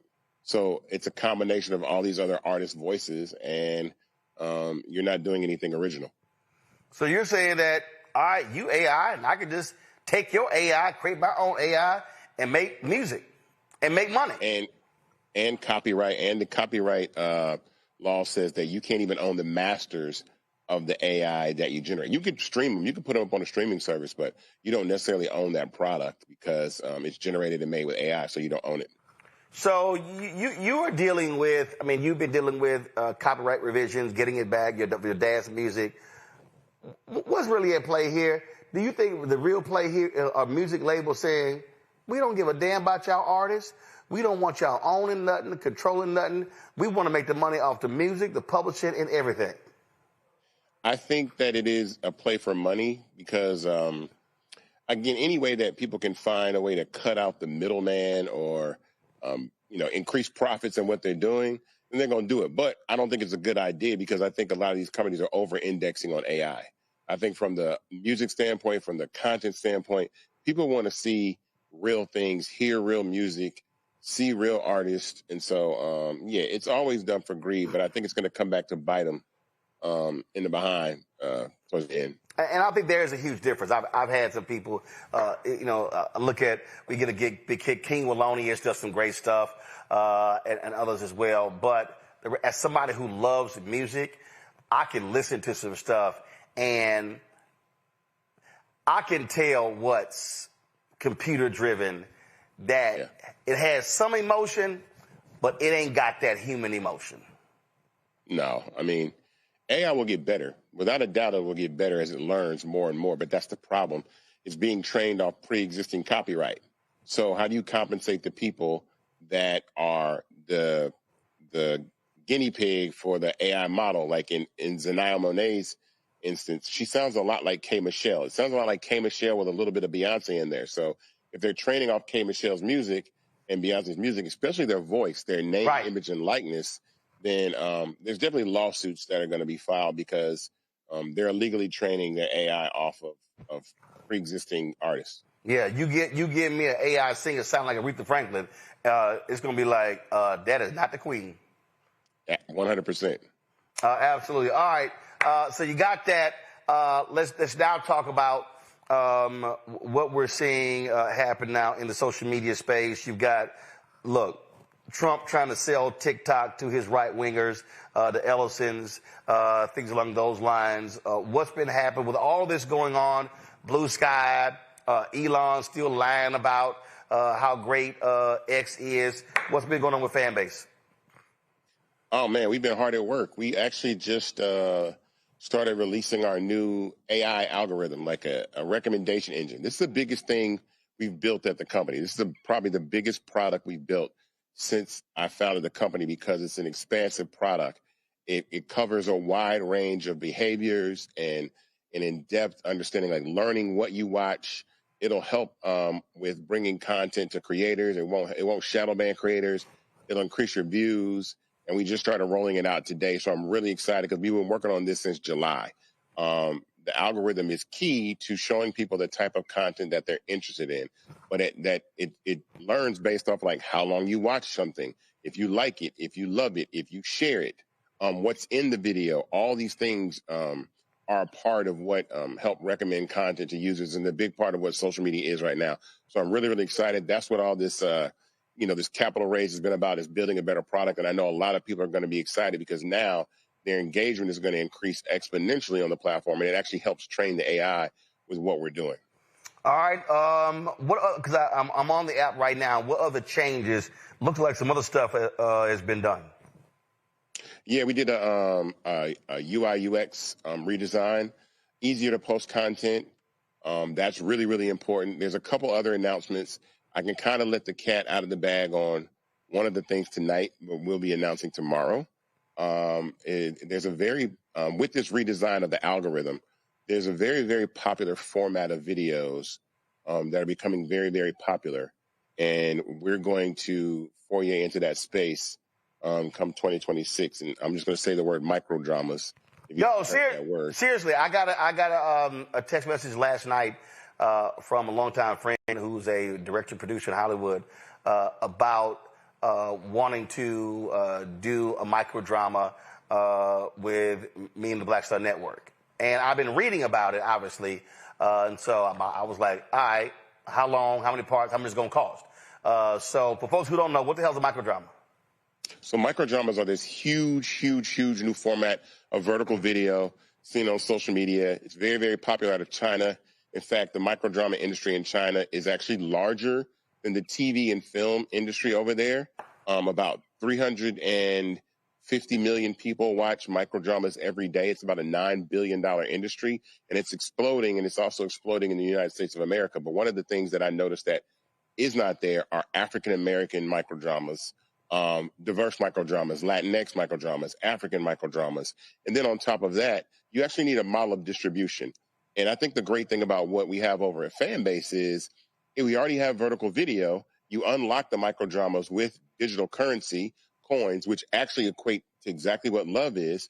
You need an algorithm, and to subscribe to see more and more microdramas, you have subscriptions. So Fanbase already has that. We've already started actually developing that. I'm going to talk about who our partner is that's going to actually be producing the microdramas, but I'm really excited because this is something that will be a great benefit to investors and the platform. So I'm really excited about that. All right, cool. Questions from the panel. Let's see here. Out of the three people, who do I think the most technically proficient? Niambi's like, do not come to me first. She's like, no, I'm not the most technologically proficient. I can tell you that now. All right, well, I'm going to make you ask the first question then. Okay. Well, what do you tell us? Well, I'm a younger Gen Xer and us older millennials about, how to get into this space, because sometimes it does feel like it is for young people and can be overwhelming because there is so much happening and it seems all the time. So where do you advise we start? With microdramas or just social media in general? Just this sort of tech space, because microdramas, that's a first I've heard of that term today. So just any of it, because it feels like it's ever evolving and it's always changing. It's something new to learn. So while I do this here, I'll augment. This will be a friendly amendment to Nambi's question. What we're now seeing with social media, the ability to do subscriptions, to generate revenue, to be able to really become your own, to really become blow up even more content creators, to be much more of a content creator. How are you solving that with Fanbase to make it easier for somebody like Niambi as a point of entry? Does that work, Niambi? That works. Isaac, go ahead. Well, we're changing. We've been changing the narrative, which is every single person has the ability to be their own channel, right? Like right now on social media, social media is the new television. When you think about it, 85% of people consume their news on vertical videos online. So people are looking towards their phone more than they're looking towards their television, right? And so for someone that's starting out, you have to get into that space and start posting content and building community. And then on top of that, the ability to monetize that community through subscription, which Fanbase has in-app purchase, peer-to-peer subscription. So you can subscribe to a user using Apple Pay and Google Pay. We were the first to do that. It makes it simple and seamless. Everybody on Fanbase has that ability. It doesn't require anything. It doesn't cost anything. The app is free. And we've been continuing to work on that along with other things, this year. So I'll add a part two. So essentially, Niambi, what Isaac is saying is you're a political science professor. If you decide that, hey, I want to start a daily, 3 times a week, 2-3 minute Schoolhouse Rock 2.0, let me explain to y'all politics. You have the ability to now sit in front of your camera, press record, or go live, do that, try to explain politics in a very simple, easy way to folk, and then boom, build your following. And then now, if you decide to do a virtual book signing or whatever tied to your book, you built your audience up to be able to do that. So the sort of problem for a lot of people is that how do you take your expertise and now channel it? So if you win Cooney, here you are, you win Cooney, you're next, and you're trying to reach, if you want to reach younger folks, same thing. Now you can use social media in a way where you're not waiting to get booked on somebody's show. You are, in essence, creating your own show every single day by driving social media. That leads me right to Win Cooney. I love that. I love the idea of that. Isaac, I guess my question is for you is when I started looking into microdramas, I learned that the budgets are usually quite small compared to what an actual drama would cost, right? So a budget for a microdrama is $100,000 to $300,000. My question is with fan bases, is it a crowdfunding type like platform where people could raise that $100,000 to $300,000, or is it behind a paywall and they would actually have to pay to view the content once it is produced? So let me before Isaac answers that, I'll also say this here. To your point there, if anybody who's watching, go look up a guy named Country Wayne. Country Wayne made these videos with this. Blew his following up. He posted something the other day where he did, in 28 days on Facebook, 918 million views. Something like that. Billion views. A billion views in 1 month. Yeah. He said he's dropping, what, 20, 30, 40 videos. Is he also bringing other people in? So the point I'm making there, you can actually create content and they were shooting with a phone, vertical, no editing. I sent him a text and he was like, man, we ain't sitting here using a bunch of stuff, one camera, going person to person. So it doesn't require even a massive capital raise. And if you really want to go back further, go back to when Issa Rae, when she started, when they were doing those shows on YouTube, it was a bunch of people who didn't have jobs, who were like, well, you're in lighting and I'm in camera, I'm in this and the other, and they pulled their talent to create sort of the content. How's it go? Well, let me say this. The microdrama market is exploding here in the United States of America. But my concern is what happens, which is what always happens, is that they'll get into the space and then African Americans will be used to boost up the microdrama industry. But who actually owns the platforms that produce the microdramas? Who actually owns those platforms? And so Fanbase is just a distributor. We're not the producers of microdramas, but we are going to start to distribute microdramas in 2026, which is important because the other microdrama apps that are out there right now have a retention problem, because once you watch the microdrama, there's really nothing left for you to do there. And so for us, you actually have both worlds where you can go back to looking at regular vertical video or any of the other features that are available on Fanbase. But when I tell you, if anybody researches, if you Google microdramas right now, see how Kim Kardashian, all the Hollywood execs, they're creating all these microdrama companies and apps. And they're going to flood the space. But the problem is that there is no distribution model for that. And so Fanbase is going to serve as a distribution model to allow microdramas to be shown to a wide variety of audiences. When it comes to financing, that's done outside. Those are the deals that are done outside separate. But I want to make sure that Fanbase is a place where people feel like, especially people of color, have an opportunity to produce microdramas and get them visible, because there are none. If you look online, there are no black microdramas, but believe me, they're coming 100%. Well, I'll just say this on that point. The reality is what Fanbase does, it serves as the distribution vehicle. You can have a piece of content. You want to be able to be somewhere where you can access as many people as possible. The problem when you look at Instagram and these other platforms is, look, if I look at it right now, according to Instagram, I've got 874,000 followers. The reality is, I'm not actually reaching. When I post a piece of content on Instagram, I am not reaching 874,000 people.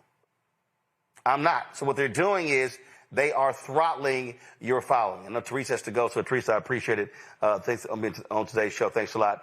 You're not reaching that. And so what you're saying with the algorithm you're just talking about there, Isaac, is that if you've got 85,000, 100,000 followers on Fanbase, you're going to be able to reach your 100,000. Yes, your content will be visible by all of your following. And then on top of that, you'll be recommended to users that are interested in your content. See, on Instagram, your content is only recommended to people that are interested in your content. Your following does not automatically get sent your content. Like, so your 800,000 followers on Instagram do not automatically get your content. On Fanbase, your following automatically gets your content as well. So it's a good mix because it's based on advertising. And so advertising is not our initial agenda. Our initial agenda is to actually create a space where creators and users are the ones that monetize and reap the benefits. And then it's a rev share model. So if you make money as a creator in any way on the platform, then we make money. So it keeps us in a position of always putting the creator first. That's really the most important part. There you go. All right. Isaac, where are you on the raise? The raise is closing. So let me just tell y'all that right now. The crowdfund for Fanbase is closing December 18th. This is the last chance to invest in Fanbase at this valuation. We've been working hard the last year. Anybody that wants to invest, I implore you to go to startengine.com/fanbase right now and invest. We're at about 13.5. I think actually we're at Nope. You said you got the video 13.6. Yeah, we're at 13.6 million. The raise closes at $17 million. So it's roughly 3,500 people investing in the platform, and we're actually rolling. I hope to see you there, but we're doing our investor dinner, our investor holiday dinner here in Atlanta, December 5th. So those people that have been, I will not be there because that day is actually the 70th anniversary. That week we're going to be. I'm in Atlanta, December 1st through 3rd for Global Hope Forum. Then we go to Montgomery the 4th and the 5th because that's the 7th anniversary of Montgomery bus boycott. That December 5th is when they had the mass meeting that kicked off the Montgomery bus boycott. So we'll be broadcasting live from Montgomery on December 5th. All right. Well, I'll make sure I catch up with you a couple of days before in Atlanta. But everybody else, this is my message to you guys. We have to own these apps. You see what's going on with TikTok. You see what's going on Instagram. They're getting acquired by Larry Ellison and Trump and all these other people. And so this is it for us. This is our opportunity to actually have equity in platforms that we can use and own simultaneously. And we are at a real watershed moment in our community where we have to get information, what Roland's saying, what everybody else is saying online, everybody's talking about, but we have to own these platforms. So the minimum to invest in Fanbase is $399. Go to startengine.com/fanbase and invest. It gets you 60 shares in the company. And we want to close this raise with a bang. There's also, remember, we have this blackout coming in during the holiday season for Black Friday to Cyber Monday. We're not spending any money there. And so invest for your children, your grandchildren, yourself. Make this a Christmas gift. Put that money somewhere else other than the regular places in these companies that don't care about you, but something that you can own and help build yourself. So I'm promoting investing very, very hard during this blackout season, and investing in Fanbase is one of those things to do. But do it before December 18th, because once the race closes, you won't be able to invest. All right. Again, startengine.com/fanbase, startengine.com/fanbase. Isaac, I appreciate it. Thanks a lot. Thank you. Let me thank Win Cooney. Let me thank Niambi. Let me thank Teresa for being on today's show. I certainly appreciate it. Thank you so very much. Folks, that is it for us. I know we had so much stuff, y'all. I threw some extra stuff in there. I am going to do the Nick Fuentes thing. Trust me. I know I've been saying it for 2 days, but I'm going to push it to tomorrow because something that's really important, because I need y'all to understand how the right wing is focusing on mobilizing, organizing these races, especially these young races, to win election races in the future. All right. You want to support our work? Please. What you should do is contribute to our Bring the Funk fan club. When you invest in this show, this network, that money is going back into the show. And we have, Keenan, send me the number. I think we've had, I think we're now up to 37,000. Send me the number of actual donors. But since we launched this show 7 years ago. And of course, we also salute them every Friday. We run their names. With your name on the list, you want to contribute, go to, you want to use Cash App, use the Stripe QR code. It's also for credit cards. You see it right here, the QR code, bottom left-hand corner. PayPal is R. Martin Unfiltered. Venmo's RM Unfiltered. Zelle, Roland at RolandSMartin.com. Roland at RolandMartinUnfiltered.com. Check some money order. Make it payable to Roland Martin Unfiltered. P.O. Box 57196, Washington, D.C. 20037-0196. Let's get to 200,000 downloads. We've had 156,000 downloads of our app. So to download the app, you can download it to your Apple phone, your Android phone, your Apple TV, your Android TV, your Roku, your Amazon Fire TV, Xbox One, Samsung Smart TV. We are on all of those platforms. So please check it out. Let's see here. To get my book, White Fear, How the Browning of America is Making White Folks Lose Their Minds, available at bookstores nationwide. You can get it at bookstores, also get it online. And if you want to hear the version I read on Audible, just download that one as well. If you want to support our gear, get our Roland Martin Unfiltered Black Star Network gear, go to shopblackstarnetwork.com. Shopblackstarnetwork.com. T-shirts, hoodies, crew neck, zip-ups, all that good stuff. You can all get it there. And if you want to support all of these black-owned products you see right here, not my hat, so you can't get my hat right here. But all these products right here, go to shopblackstarnetwork.com, marketplace as well. All that's on the website. And again, support Fanbase. Shout Lincoln University in Pennsylvania. I'm repping their crew neck today. And so always I had a good time when I was there. I gave the commencement there as well. And so shout out to Lincoln University. And I can't wait to get my Tuskegee gear as well. Hey, Alcorn State, y'all ain't sent me y'all stuff. Oakwood, y'all ain't sent me y'all stuff as well. So y'all let them know to send your stuff in. All right, y'all, that's it. I'm going to see y'all tomorrow right here, Roland Martin Unfiltered on the Black Star Network.